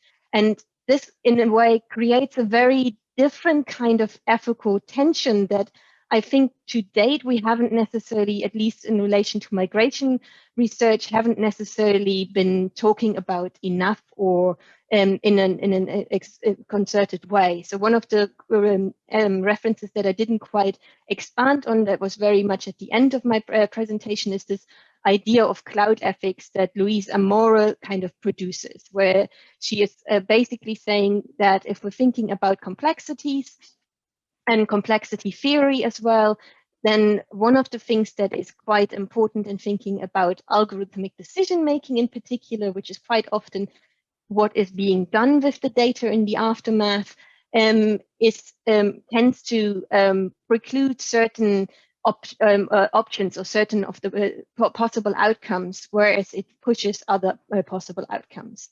And when we're looking at how and why and for what reasons the infrastructures are being set up, then it is quite clear, and this is more the sort of earlier paper that we wrote, what kinds of narratives are being pushed, and that they are about migration control and questions of reshifting power, or well, not reshifting, actually not shifting power at all, but increasing power over migrants. especially vulnerable migrants. And so I'm not 100% sure if I'm asking your question there, but I think this is one of the points that needs to really become a little bit more clear, and that really to a degree shifts whether we're asking whether it is about the liberties of one particular individual in reigning or knowing where their data is going, but that there is all of these ripple effects that are in place at the moment. So you note that the most important ethical question is who benefits. And one of the points that I think we're trying to make with this paper is that we don't actually know who benefits. And this is because these infrastructures are becoming increasingly invisibilized. We do not actually know who is being implicated in them. Obviously, we have the big cases where we're talking about Palantir or Microsoft or whichever platform we're talking about, Uber, or when we're talking about platformization, we tend to still know what who the players are. But there's quite often a lot of subcontracting going on, a lot of shifting of money that is paying for the sort of implementation of certain platforms that is happening, and we don't necessarily understand that. And if we don't understand that part, then I find it very difficult to actually consider how to shift the priorities, how to shift them away from conceptualizing migration itself as risk, which I will admit is one of my basic assumptions is a problem. So I'm hoping I'm at least having answered some of the questions that were being raised. And I do think that Nico's point at the end is that some of the tools that we have in our toolbox in terms of ethics and addressing them, research ethics, simply may be a ruse at the moment in terms of what some of these the ideas we might have towards what kind of migration research we're trying to do. And I'm talking about a we here that is also a we that is completely changing in light of new data sources, as there is more and more people coming into the migration analysis field who have really a technical interest, an interest in making the data work, making the analysis work, rather than making it work for the migrants. And this, I think, is something that we have to get to terms with in a much more proactive way.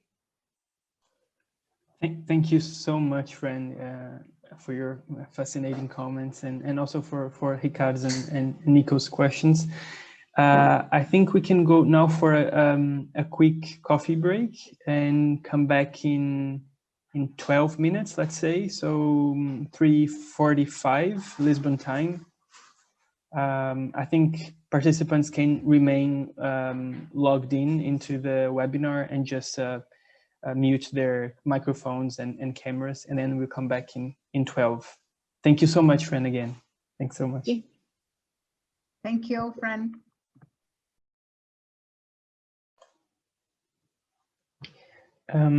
Welcome back, everyone.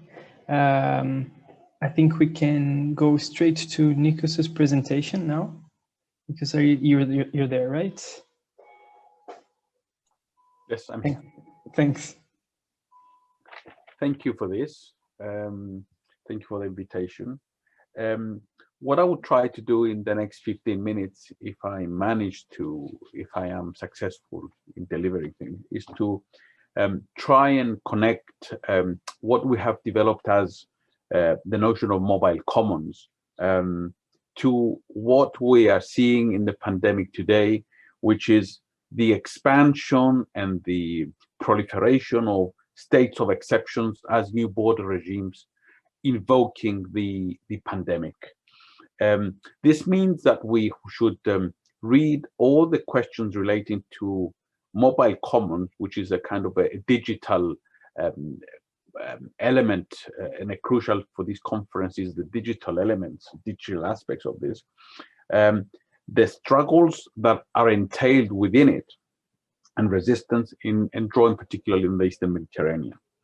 Now, what we're seeing here is something which is very tragic and also fascinating in many ways. We are living in the midst of a major experiment that is being taking place, a sociological experiment. I don't mean it in a type of conspiracy theory type of way. I mean it in the terms of we are living through a global experience that humanity doesn't have memory. No living person has memory of the previous pandemic at the global level that we had. We had pandemics, but not of this kind. And what we're seeing in the experience that we have in the past year is something that is a geopolitical transformation due to a factor which is considered to be an exogenous factor. And what we are witnessing as a response to this, which is the pandemic, is when we have a world, a celebrated world on the move, the logic of the world on the move, whereby mobilities and migration is very much at the heart of this, coming to a standstill, a global standstill, at some points, and the erection of new borders, new border regimes across the world. So this is the situation that we are faced with. So we are facing, and I want to say we as a people, as a world, but particularly migrants, refugees, and those who are desperate to move, are witnessing an accentuated process of exclusion, racialization, marginalization, and expulsion of migrants and refugees, and the others who are considered, who we can consider to be the damned of the earth today. So there are new borders and new bordering processes where which are generated, and old ones are being invigorated at the same time. Looking at, say, Europe, which is the old colonial and imperial master, which is located at the heart, at the core of the kind of hegemonic world system that we live in, we can certainly appreciate how these processes were in force before the current conjuncture, but and emerge as kind of reactions to transnationalism, globalization, and economic dynamics that were there in force, but how these were quickly transformed into processes that we have to read the world again. So what I'm trying to argue here in a way is to try and think that what we're living through is a polarization within Europe and the globe, where this polarization, at the heart of this polarization is migration and how to deal with it. And migration here is not just about people moving in general. It's a conflation for all the reasons people are moving. And I'm saying conflation because it's a political conflation.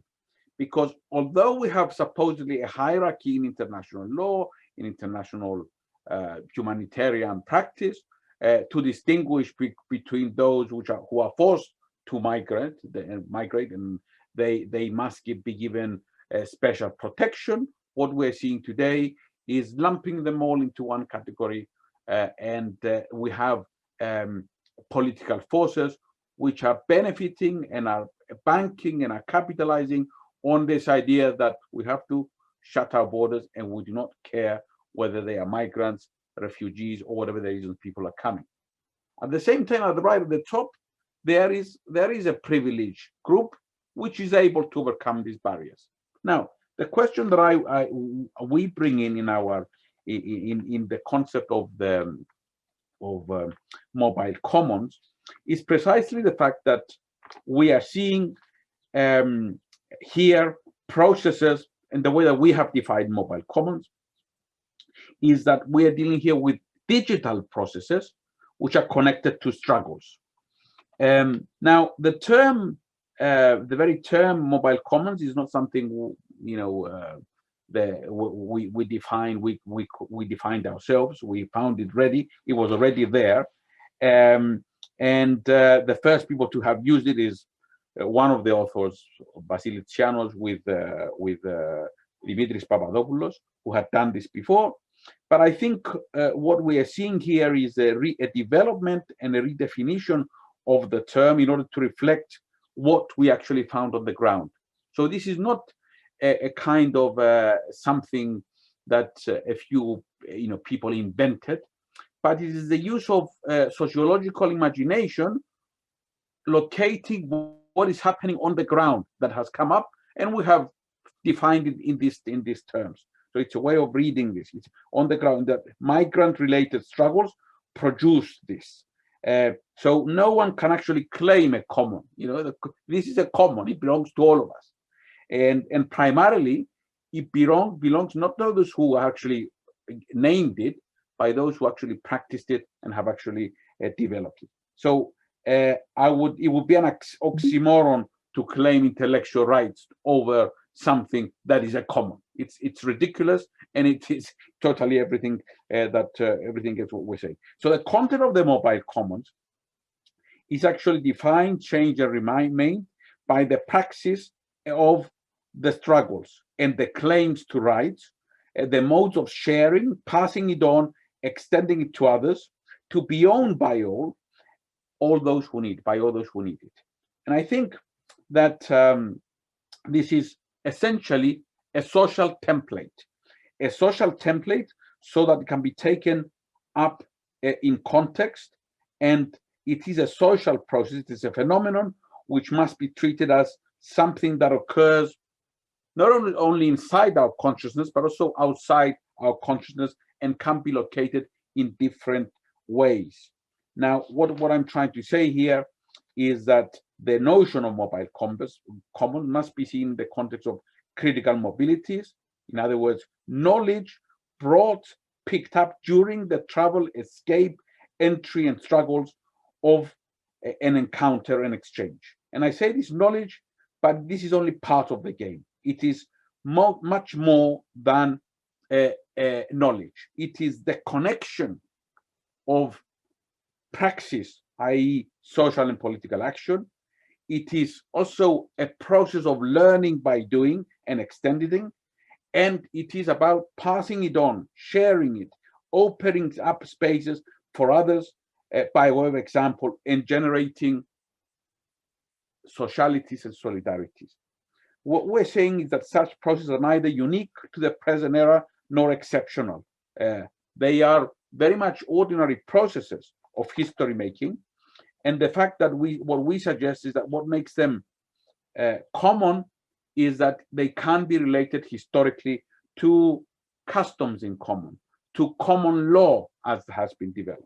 However, what makes them fascinating in our era, and it's highly relevant to this conference, is that they are perhaps specific and differentiated from previous eras, in that say that if we talk about customary rights of workers, if we talk about different types of rights connected to land, or quasi rights acquired by workers who generate a kind of order in practice at the workplace, and then these are inscribed in the norms of customary rights, but in that they are very much part of the technological realities and potentialities rooted in what we call digital materialities. Now, this is a major common which transforms societies, and the transformation is not just an add-on, it is a process within.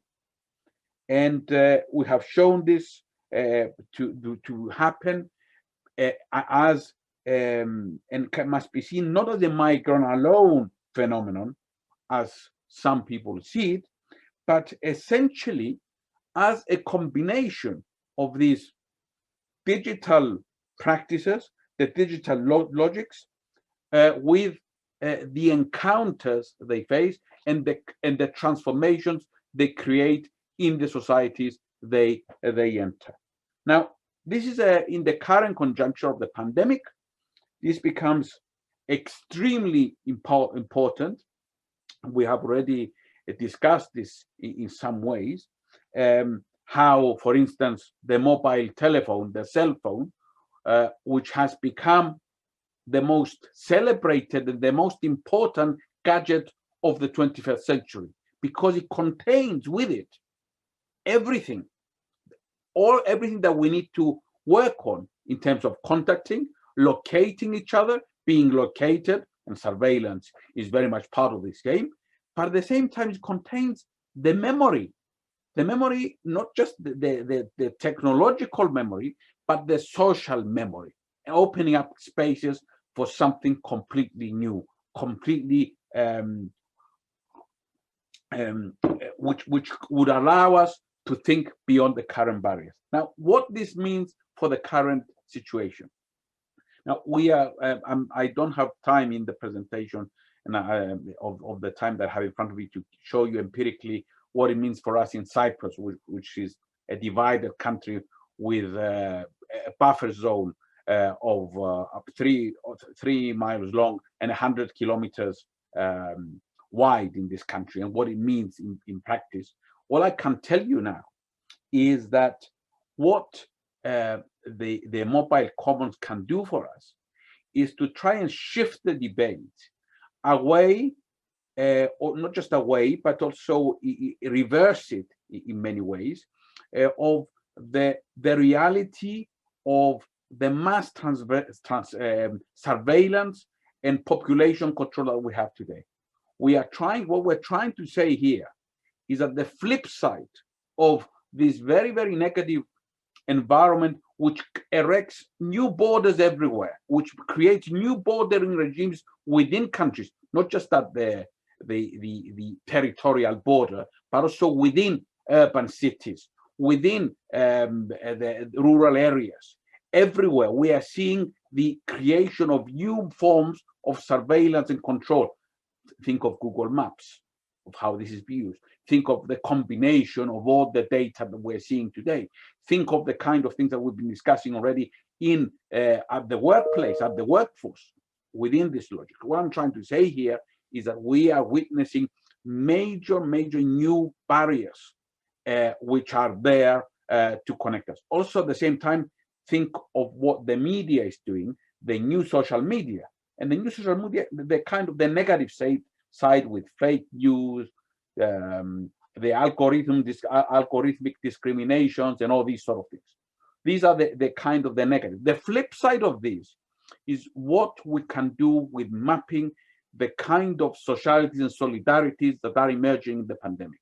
And we're seeing this in different ways where people, individual people, when the states are failing, not only just failing because they try but they fail, but sometimes they consciously choose to marginalize, to exclude, to racialize, and to do this, to detain people, mass detention, to push back people who are entitled to be in this country, practicing enlarge what the law says that they shouldn't, the non-refoulement principle.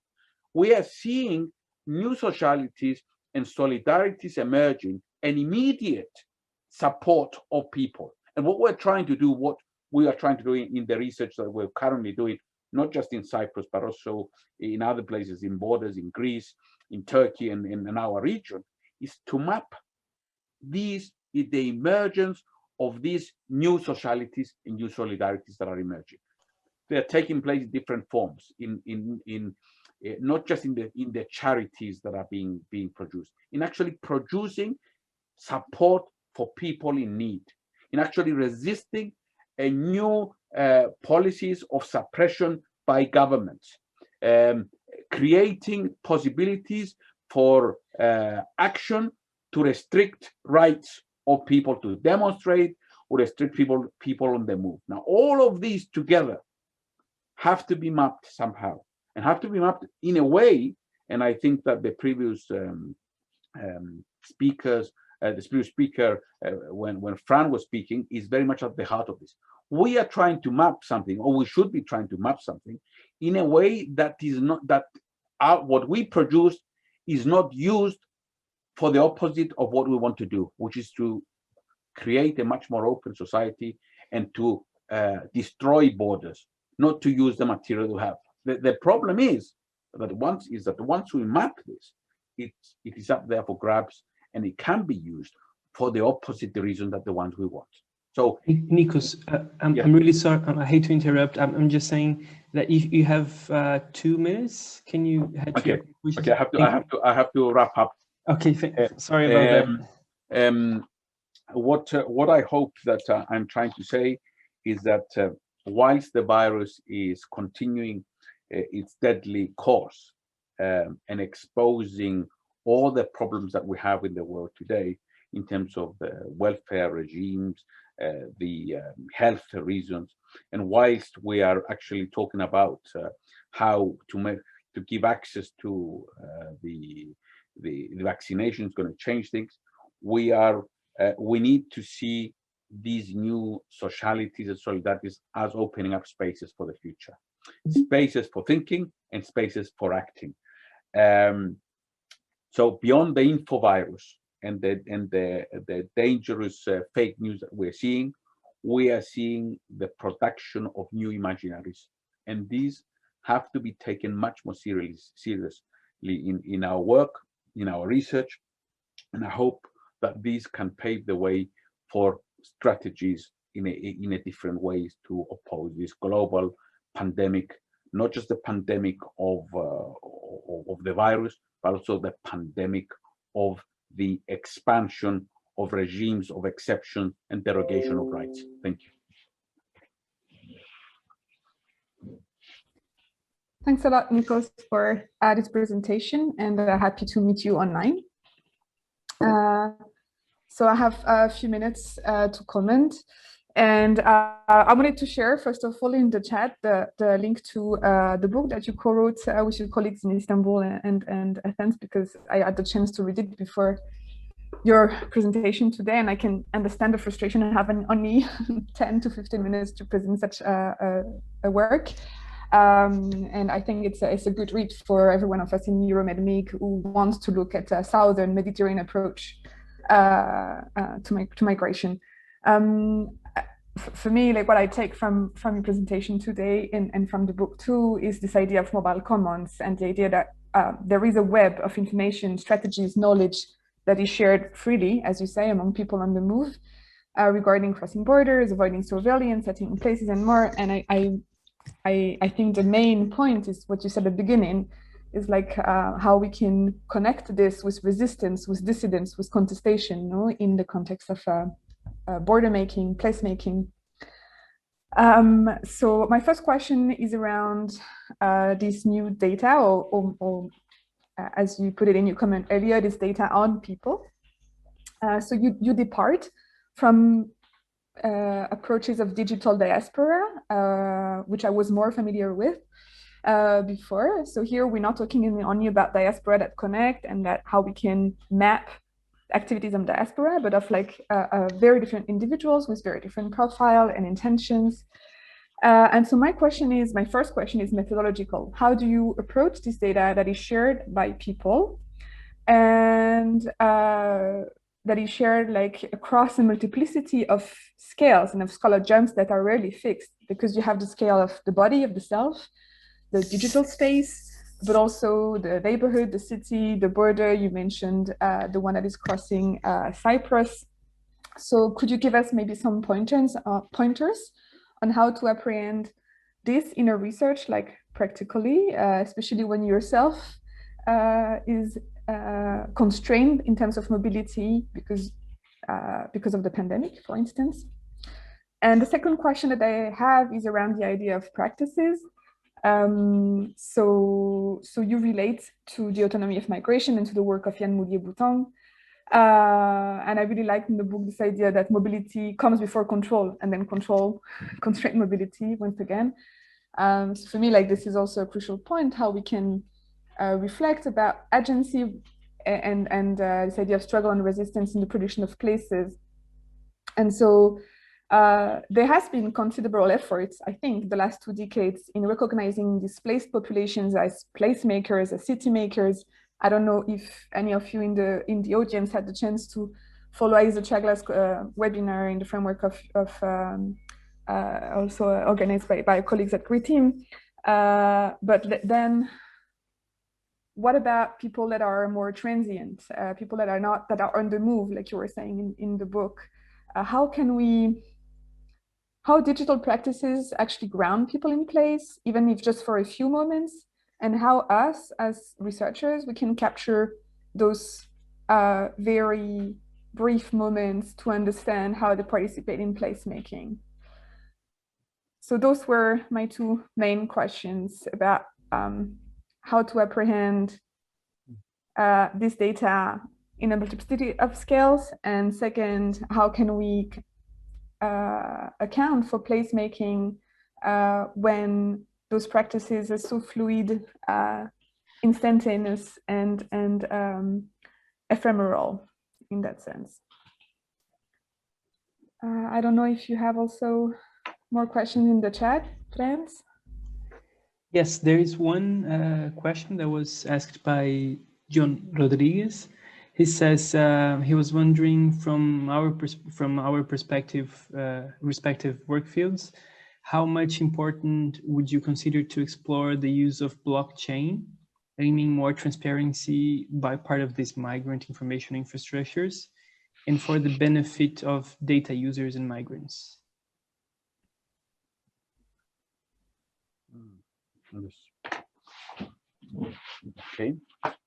Okay. Yes. Now, practically, how do we approach? Look, I think that what we have witnessed, say, with the pandemic is, for instance, the use of Zoom. Yes, Zoom was not there as a kind of practice of contacts. I'm just saying that we have found this device. There are so many other types of devices, similar devices. Now, how do we study contacts of this kind, or how do we use, chats more on Facebook chats? So we need to locate many times. What we can do is try and map this, and try and map the kind of conversations and discussions of why people and how people relate to each other, and in terms of realizing certain goals. The goals could be political, they could be social in the sense of casual, that sort of social, or they could be extremely social in the very heavy way, heavy use of the term social, which social means it is socializing and transforming things. I'm seeing this in different ways. Now, it's difficult to map, but I think we have now both the technology and the know-how in terms of how to map this, how to map the different traces that are left behind, and how people are sharing this. I mean, one of the important things that we are witnessing is the way in which trying to cross a border, for instance, requires, which is something in an irregular way, how people are tracing, using the data in order to cross over. I mean, you need quite a lot of knowledge just to cross over.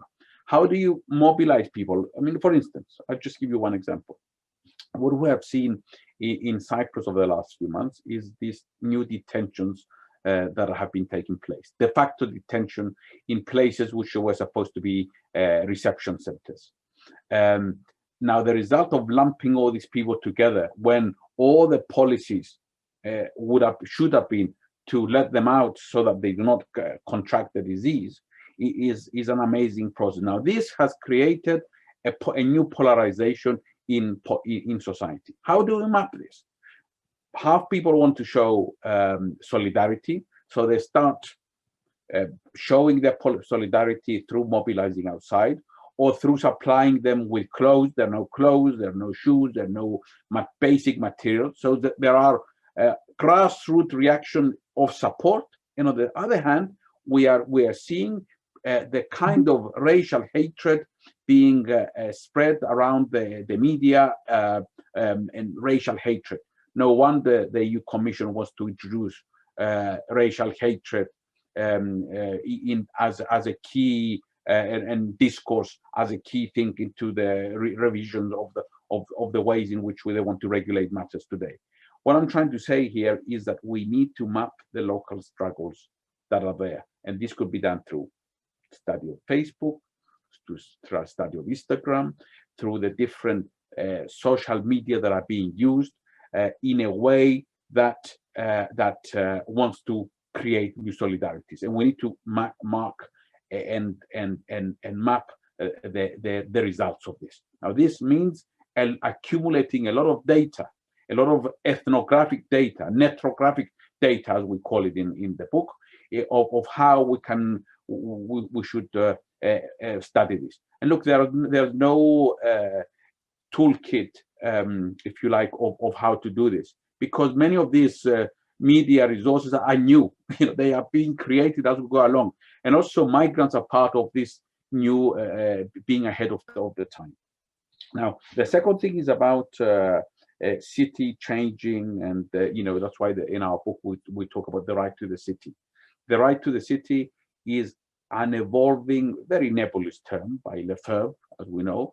But how is this right to the city being claimed and reclaimed and changed over time? This is a constant struggle because there are forces of gentrification that are coming in, and there are forces of control and this kind of new urban kind of new military urbanism, as some scholars are talking about. And it requires us, again, to get into the middle of this polarization, stay in the middle, and being able to read it in new ways. So how do we do this? Well, the know-how is to use good old ethnography of being there, in other words, participating in different ways, and also trying to find ways of contacting people who are actually being excluded. Now, on the question of the blockchain, I think this is another fascinating area. I have not been involved in such studies myself, but it's something my university is one of the leading universities of blockchain studies. And I am the next thing we want to do is involve this. I totally agree with you that this is an area which is extremely important and fascinating, and that's the direction we should be going in the future. Others are already doing this in different ways, but I think I am not one of them so far. I hope that soon I will be involved in this process too. But it is creating spaces to think things in a different way, and opening up new avenues for research. Thank you so much, Nikos, and thank you, Amandine. And I think we can head to the round table now. Can I just kind of add to the last point? Sure. Yes, it was kind of pointed to all of us in some way. So maybe we can also bring it back in the roundtable afterwards. But I think we also need to be vigilant that in many ways it's a bit of a buzzword technology. And also buzzword technology that has a number of other impacts that as migration researchers we might not be thinking about, and that's simply the environmental. I mean, it's an easy argument, but the environmental impacts of it. And the question being whether it is indeed then again a technical fix for something that really is a political problem, as much as I hate repeating that argument over and over again. But I just wanted to put that into relation to that question as well.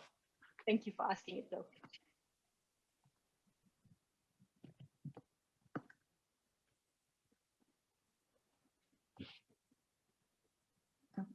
Okay. So shall we move to the roundtable? I think so. Let's talk about Lisbon. Okay. Well, thank you very much for your contributions. It's a pity we don't have more time for the discussion, but we still have a roundtable more focused on Portugal and on Lisbon. The role of ICT in migration and integration, migrants agency, and the digitalization of policy responses.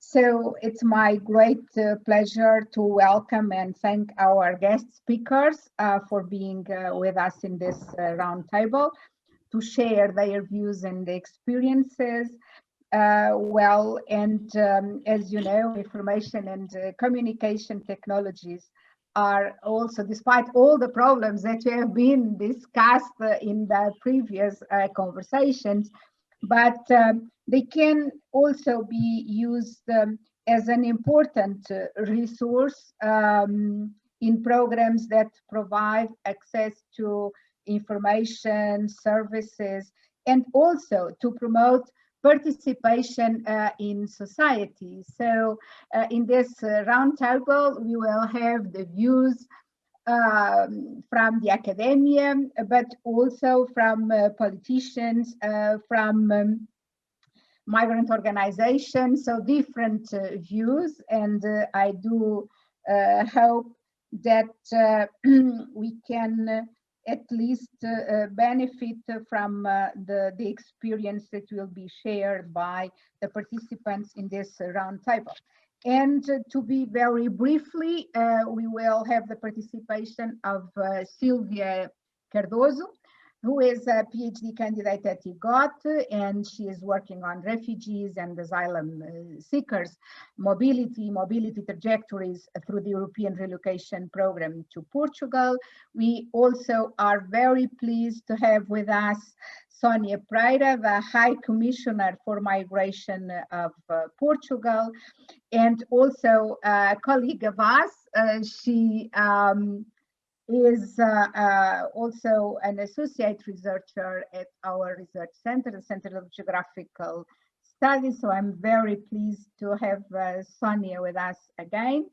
We also have João Tremoceiro, who is the Chief Data Officer and Director of the Center for Management and Urban Intelligence of Lisbon, and will speak about an open portal for sharing data produced by the city of Lisbon that also have platforms that promote the participation of the citizens and the migrants, of course, in the city life. So, and then we have Ana Paula Costa, which is a researcher at the Portuguese Institute of International Relations and also a board member of Casa do Brasil.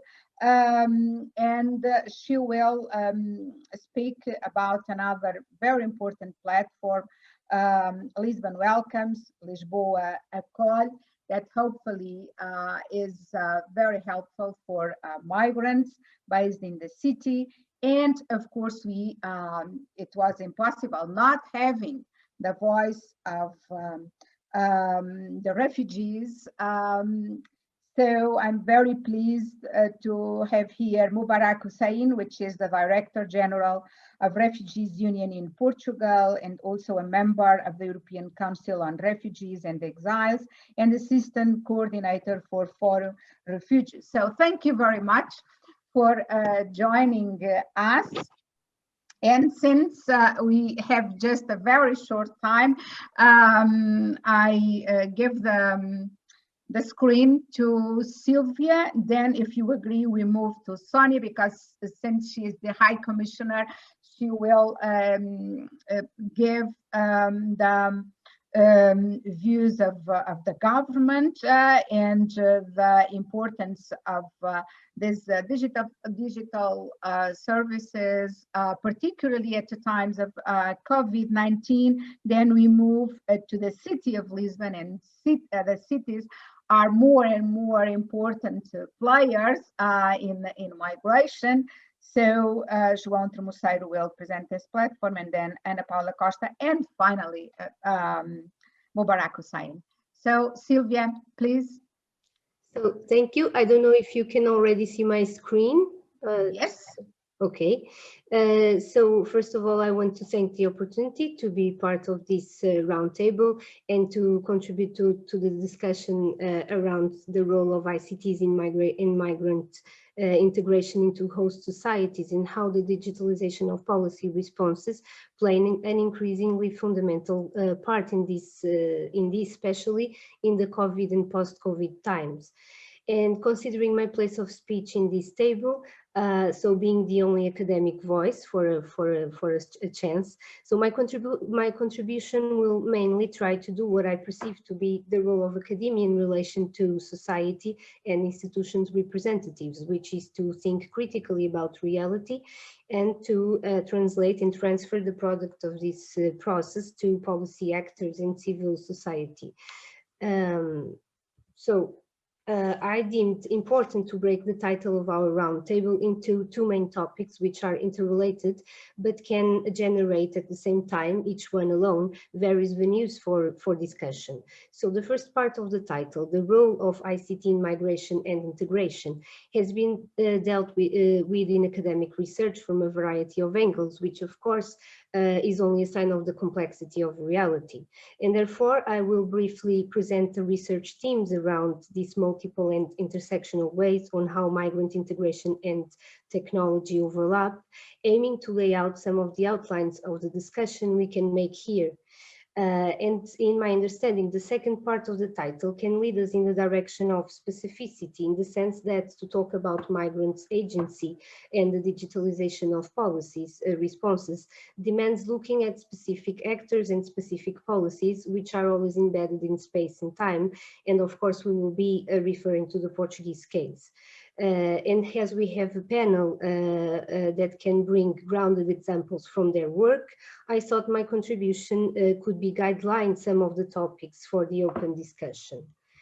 So I choose to bring this image taken from an article entitled Migrants' Use of Technology, an overview of research objects in the field in the Journal of Technology and Human Usability, because it leaves out the use of ICTs in migration management, which has been largely addressed even here in the workshop, and it frames the research that takes the migrants' point of view on the use of technology. As the discussion is going to be focused on migrants' agencies and needs, some of them already translated into policy responses, others hopefully to be addressed in the near future. So as we can see, when we put the connected migrant as the centering point and we consider mobility and networking as fostering the relationship of migration and ICT and in their connections with source and the host societies, we can think of technology as being at the same time a migration means. Think about how it can help in preparing migration in the pre-migration phase, or as a means for migrants to maintain links with family, for example, as well as to integrate into host society, for example, using ICTs as a way to access education, healthcare systems, and so on. On the other hand, when we look at technology as a migration object, we have to consider that technology is always changing, and this also leads to a variation of its uses among migrants and with the host society. Left out of the diagram is another aspect, but nevertheless important to refer, which is the use of ICT both as a migration means and object during migration journeys while people are still on the move. We have been also talking about this. But talking about the digitalization of policy responses, we are focusing in the two post-migration right quadrants of the diagram. And to briefly address the state of the art on this, I identified 6 key research themes. So accessibility to information, availability of education and linguistic resources, admissibility to labor markets and entrepreneurship opportunities, communication with home country, connectedness with local population, and interactivity with the host government. And bridging research teams with the specificity of the digitalization of policy responses and the role of migrants agency in the Portuguese case. And as I said before, because we have a panel that can thoroughly speak with grounded examples, I will finish on a guiding lining note with sort of open questions, both for research and for political response, linked to some of these research thematics identified. So how can information be accessible for users with different languages, cultural backgrounds, and information literacies? How can government agencies and non-governmental organizations create information that is relevant to migrants and refugees? How can ICT broaden learning opportunities for migrants and refugees? How can the most challenging bureaucratic processes be facilitated through ICTs? How can governments at national and local levels enable bottom-up initiatives, ICT-enabled solutions for migrants and refugees? And how can local governments, especially cities, as they are the privileged spaces for migrations,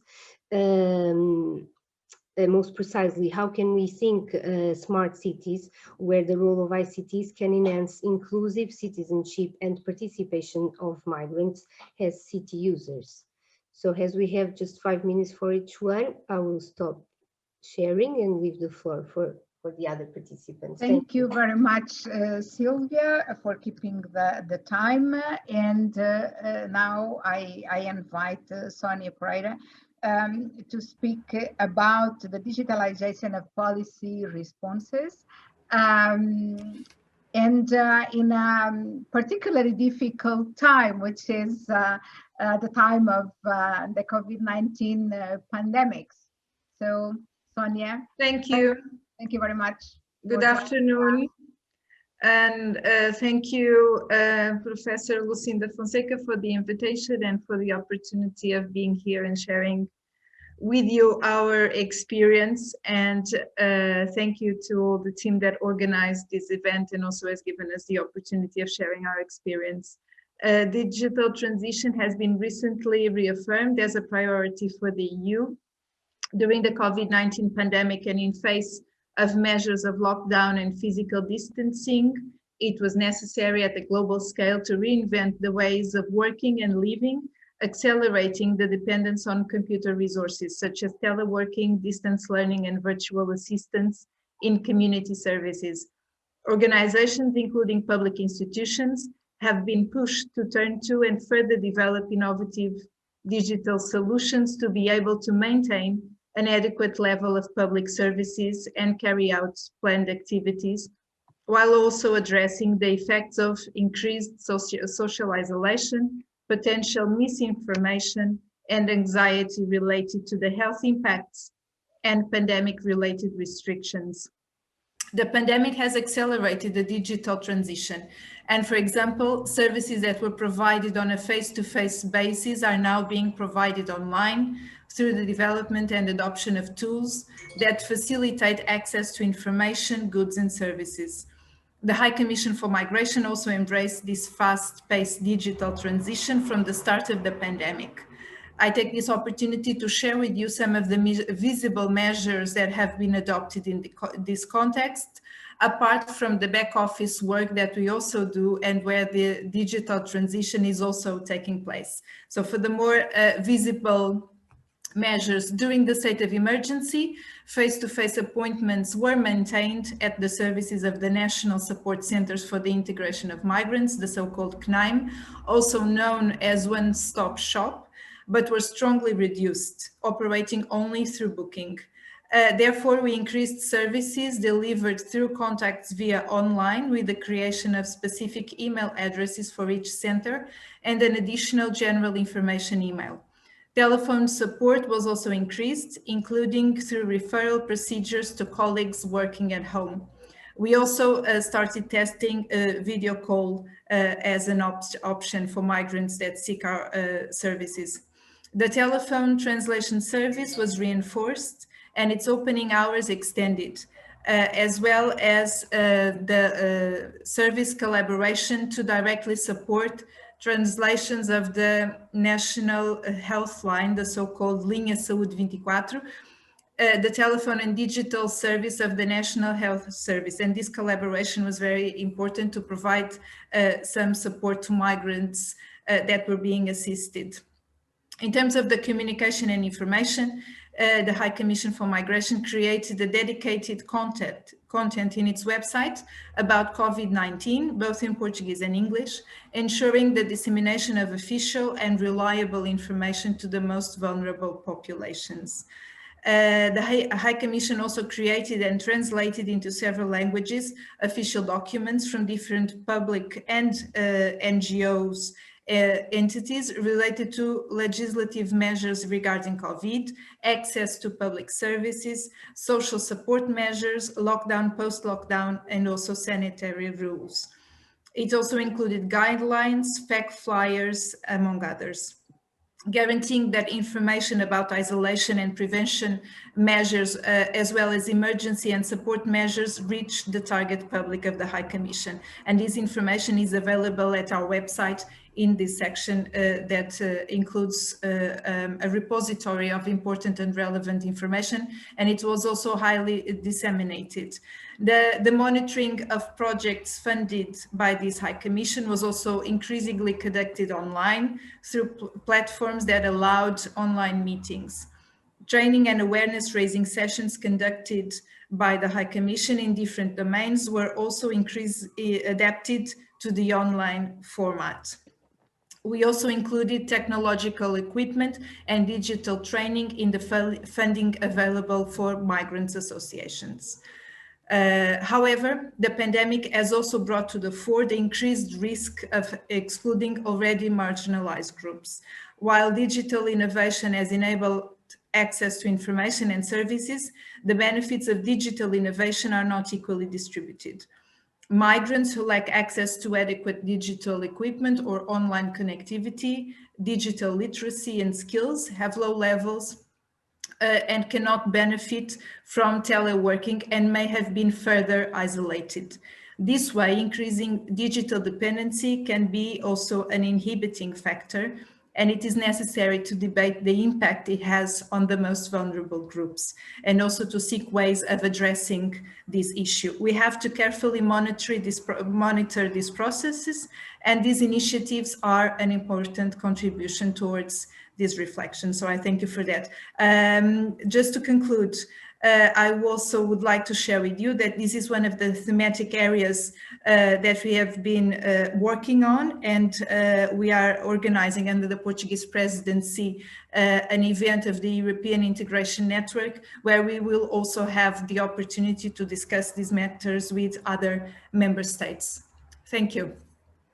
Thank you very much, Sonia. And once again, for keeping the time, I will ask friends to share the website of the High Commissioner, just in case some of the participants want to have a look of the initiatives you mentioned. And now we move to the city level, and I invite João Tremoceiro from the municipality of Lisbon to present the portal Lisboa Aberta. So thank you very much for the invitation. I advise you that I'm not a specialist in this area, so what I know about migrations is what I know, what I see in the news. So I will present what we have, and you will draw your conclusions. So let me share my screen. Can you confirm that you are seeing my screen? Yes, yes. So I will show you what we do with data and what type of data that we have, and that we can share also with universities and with the public. This that I am showing you is our platform, is a web platform that integrates different sources of data and that share data with the services, with the universities, and so on. So let me show you what kind of data do we have in the platform. So we have, for example, the data from the occurrences in the city. For example, these are occurrences. This is information real time that are right now in the city. So we integrate this information, and what is important here is not only to see this information, because the fire department, the police, for example, they manage the occurrences in the platform, but what was important here is that we are creating a history of occurrences in the city. And in the future, with this information, we can work with this data and cross different types of data, and with this information we can predict what will be the future, and that is very important for this kind of platform. So other type of information that we have here, for example, that is important for operational management, for example, with all the cars for the police, for example, information about mobility. This, for example, are the Gira stations that is our bicycle sharing system that we have in the city. So I can see in real time how many docks are in every station, and how many bicycles are in the dock. And like I said, the important here is the history, because I know in the day where we have rain, for example, where in the different months of the year, how the user use these bicycles, and that can help us to predict what will be the use of the different resources that the city deliver, and take better decisions for the future. Another kind of information, for example, we have information about the parking places, and we know how many cars we have in every park, and the places that are occupied and the places that are free. For example, information about the points that where for the electric cars can be charged. Information, for example, environmental information from the air, the quality of the air, for example, the containers, the trash containers that we have in the city. We have more than 2,000 containers that are with sensors, and we receive information from these containers about the situation of each container. So this is a network of information, very important to see how the city works in different places. We know where in different places of the city how the production of trash and what kind of trash is produced in the different places in the city. We have meteorological information, also noise information. We have information about the traffic, for example, information about different types of constraints of the traffic in the city. So like every big city, Lisbon, we have every day different kinds of constraints. So we have here information about the place and the hours and the days where this constraint in traffic will be in place. We have information about Waze, for example. We receive in real-time information from Waze. So, and that is important, that we have this capacity to see how the city is working. And for example, from the Waze, we receive every day more than a day that is more complicated, more than 100,000 layers of lines of data. So with this, like I said, the important here is that we are creating a history of data. And with the new tools for machine learning and so on, we can use this data and create patterns and identify ways to predict the future and help us to take better decisions, to deliver better services to the citizen, and to be more efficient in the use of the resources of the city. So after we have many layers, like I said, we have 200 layers here of information. We have layers about culture, sports, education, and so I think many of this information, like I said, we can share with universities. Some of this information is public information. So, for example, I have here, this is a site where we publish all the information that is public. So it's an open data portal. I can see here information about different matters. For example, mobility. I can choose mobility, and you have here information about the parking spaces, the bicycles, and it's very easy to I import those data to a CSV, or link the data when needed to API and to use this data in another application. So here we have more than 300 sets of data right now that are open data that can be used for any purpose.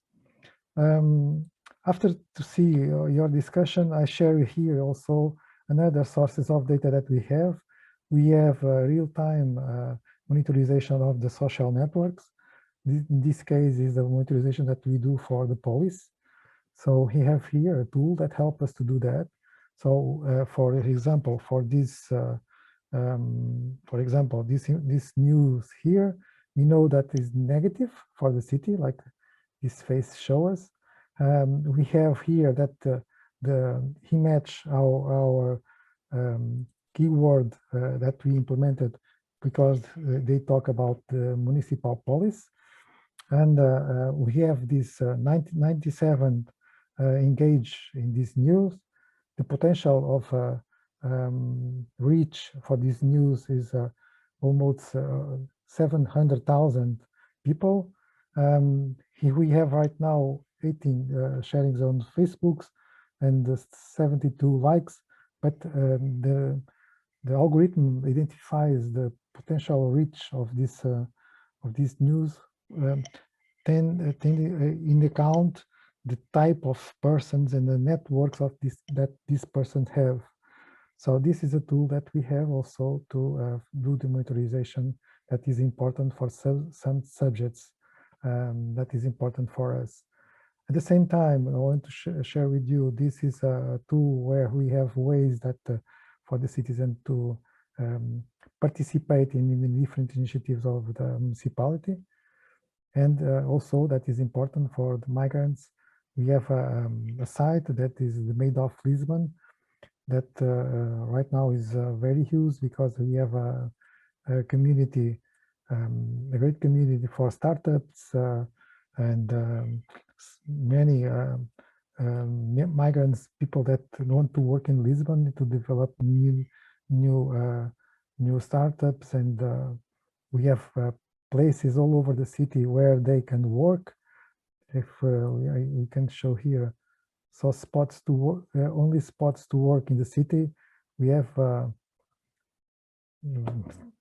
don't know how many, but we have many places to work, and this ability to attract people is one of the reasons that we have so many people that wants to work in Lisbon in this ITC area. So I think, I don't know if I have more time, but I think I can conclude.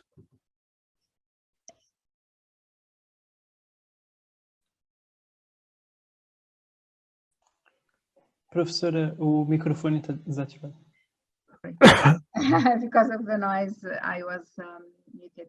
Well, thank you very much, João, for this presentation. It was really very, very clear. So I think the participants could have good idea of the information available of this in this portal. And of course, it's not specific for migrants, but migrants are city users, are citizens, so they can also have access of all this information, which is important for them to navigate in the city. And they also have the possibility to participate in different ways, including one that is in my street. They can inform about specific events and so on. So thank you very much. And now we move to another platform. This one is specific for migrants. It's a joint initiative between the House of Brazil and the municipality of Lisbon. It's another portal, Lisboa Acolhe, Lisbon welcomes, and I invite Ana Paula Costa to present this platform and initiative. Thank you very much. Thank you. Good afternoon for everyone. Let me share my screen. One moment, please.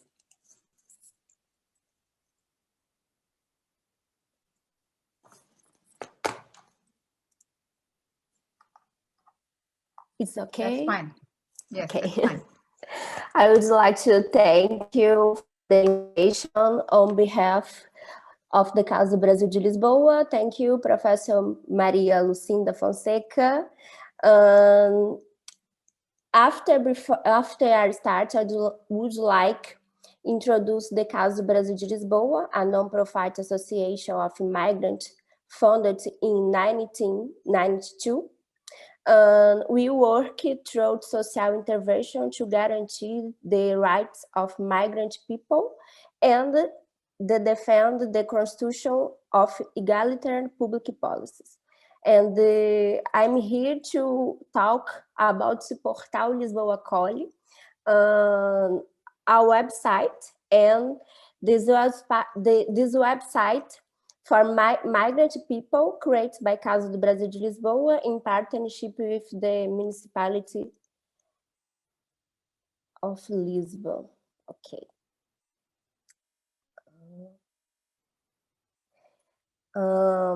In this sense, the portal is a project that was developed with the scope of the second municipal plan for the integration of migrant Islam in Lisbon. And we see some images here. And developed by the Lisbon City Council, financed by the Fund for Asylum, Migrant and Integration, managed by High Commissioner for Migrants. And so the Lisboa Acolhe is an informative website built by migrant people and the other members of the civil society, such as academics, immigrant associations, organizations, and the others. I put in this website. Okay. Now this website is available in Portuguese, but it will soon be translated into English. And the reunion information, several themes, social health, education, the labor market, regularization, and the others. So that is. Thank you.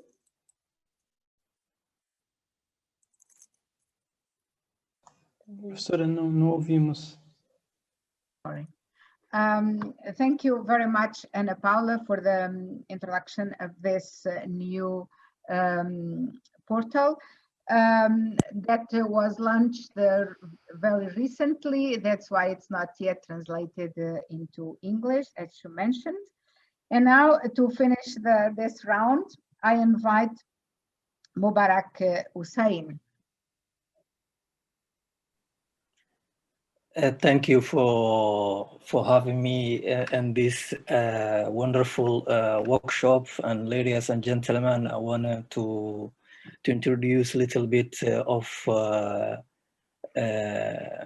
organization, and I wanted to share, if it's possible, for the screen. Yes, please go ahead.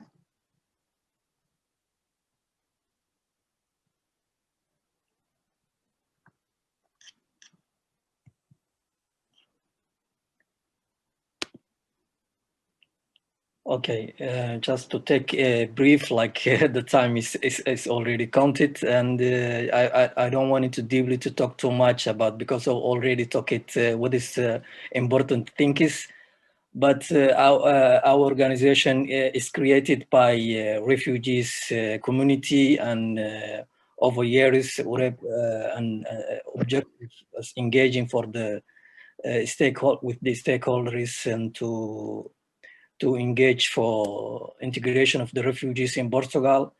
We have involved different challenges of also we have some time to fix it, the digital era. And I would like to show and what is the main challenge we have changing the world, living the digital era. Importance of the access to the information, create awareness, digitalization as a tool, facilitate the access, new integration and opportunities, access of digital and equipment is and etc. What we have it is also an assessment of with the group of the others now there is needs and the created participants framework in finding solution and those needs. Also, observation.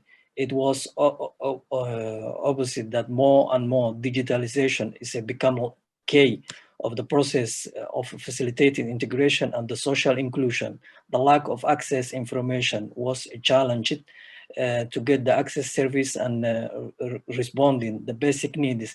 Refugees living in rural area and those without the digital competence or equipment is had challenged to access information and remotely. As some kind of alteration solution, what we have it promoted digital capacitation of refugees, facilitated the access digital equipment, is create online platform to facilitate to access information learning and the integration opportunities, enhance social inclusion and autonomy. So as UREP and Forum Refugees in Portugal, we made it its process that we wanted to create platform apps to support school children, refugees, and asylum seekers through distance learning and informal education activities. To complement learning for the children, we launched EU project 2021, which is this year. We call it New ABC, navigating the educational world across border for the community building.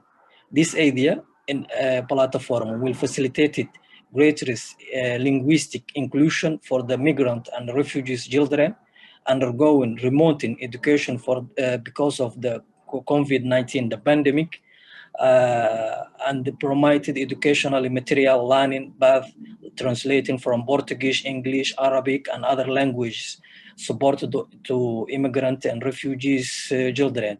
We are preparing to get collaboration with other partners for this training platform.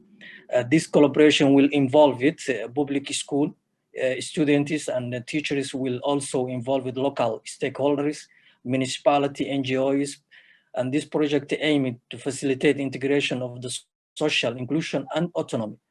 All this training also, we have a different part of we wanted to involve the voice of refugees and immigrants to be heard. The radio of refugees, what we have it, we call it the door of integration, because of today we know the many technology is everything can, if you are from the bush or city or town, everywhere, the people listening because of this social, we wanted to make also social culture, article and activism. So this just previously, I wanted to not to talk about many things because of what we wanted to do, but already, and this is the main important that the pandemic, COVID-19, what is the bringing, and everyone is according to 2019, the end of, to know it, there is new challenge in this world is bringing, and that's this new ABC, this project is getting too much involved with the education and children migrant refugees in Portugal. So I wanted to thank you again, this opportunity to sharing with you, and it's done for me. Thank you very much. The participants in this roundtable are very disciplined with the time, so we still have some time for questions. You can write them in the chat if you want, but I think that we have had the opportunity to know some of the examples of the potential of the digitalization of policy responses at different levels, both at the national and also at the city level, but also from refugees organizations, and also difficulties that still remain because the access is not the same for all, even though most of the migrants and refugees have and are users of smartphones and digital technologies and so on, but not all of them. So this is a problem that still exists. And we must think about alternative ways to respond. But anyway, at the times of pandemics and COVID, the development of this kind of responses, both at the government level, how has been presented by the High Commissioner, and also at city level, and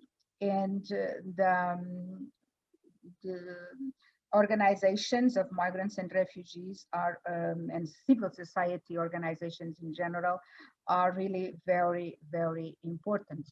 I don't know if there are questions in the chat or not, but meanwhile, I have, if not, I have a question to João Tremoceiro, because I'm curious about the number of people that participate in the platform Na Minha Rua, in my street, because it's really an opportunity of participation of all the citizens. So I don't know if you have any idea or the most common types of participation or profile of participants. So I don't know the right number right now, but we are a small city, so we have 500,000 inhabitants. But the last number that I have is inferior to 100,000 people, because this platform is used by the citizens, but is also used by the municipal services. But every year created by the citizen, we have roughly 300,000 occurrences. Okay, thank you. I don't know if there is any question in the chat. I don't think so. So if any of the participants in the roundtable can make any other final comment or not. Maybe I have a question, just a very quick. Please, Ricard. Yes, I know that the time is now limited, but just a reaction about the whole seminar, but also the roundtable, because I found it very interesting, and congratulations, because each one represents a dimension, and I am very surprised about what the High Commissioner is doing, and so on from this point of view. And I was just wondering about the digital, if we are in front of a topic, an approach, or something more like a lens. I say that because maybe we can review all migration studies under the digital age. We can speak about digital participation, and we can speak about even digital citizenship, digital reality, digital borders, of course, digital divides, inequality, and also digital vulnerability, exclusion, and so on. And then, from this point of view, I found the power of this lens, because through this lens we can really review what has been done this last decade on migration studies, and maybe from this point of view to give new lights about that, because for example, with digital participation, digital culture, but digital participation of migrants, of new ways of participation, or being much more closer to administration at the local level, and administration could. I think this is something that need to be thought properly and articulated in a, I will say, holistic way, or a comprehensive way. And then from this point of view, I think this is something that will need more reflection, but this seminar give us the ground to at least to recommend this path of research that is much more broader than a research topic. I would say that this is at least my feeling. I don't know what you think yourself, Lucinda, who are also within this topic from several years, but this is at least my feeling. And of course, from policy and research and social dimension there. I totally agree with you, Ricard.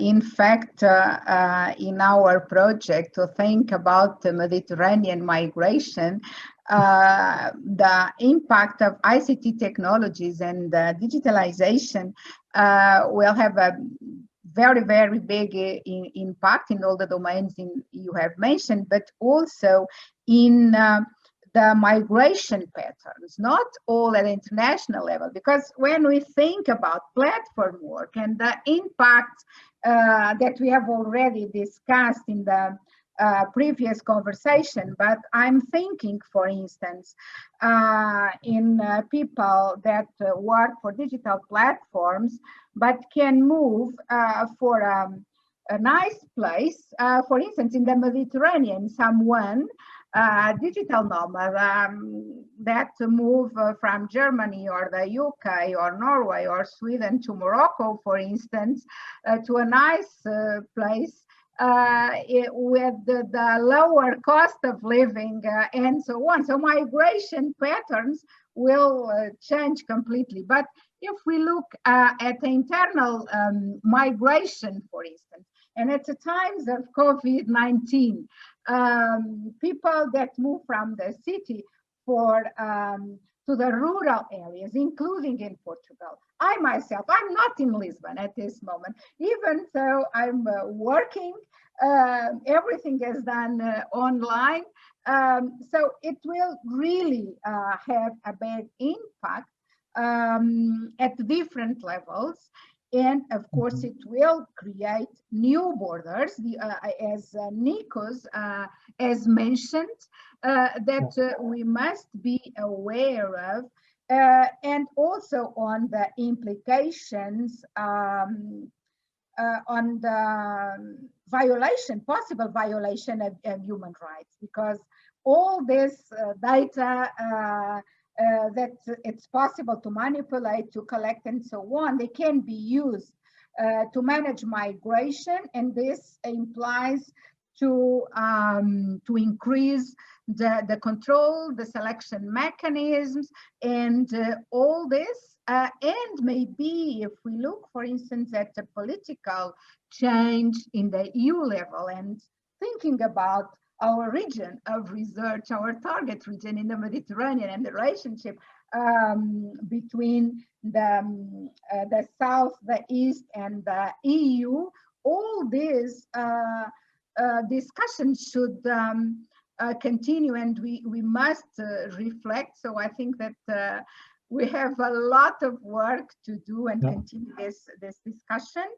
From a research perspective, but also to reflect on the implications from a political perspective and to inform better policies, more inclusive policies, and to avoid all the problems, exclusions, violation of human rights, that we started to discuss. So it's a pity that we don't have time to continue this discussion, but of course, we will have other opportunities. As Ricard mentioned, we will have other workshops within the context of this project and the final symposium. I would like to once again to thank all the speakers and the participants that resisted until now. Thank you very much for staying with us, and we keep in touch. You can follow the website of EuroMedMig, as Ricardo mentioned. And I really do hope, as I said in the beginning of the webinar, I do hope we can organize within the context of EuroMedMig face-to-face meeting at IGOT. All of you would be most welcome. Thank you very much.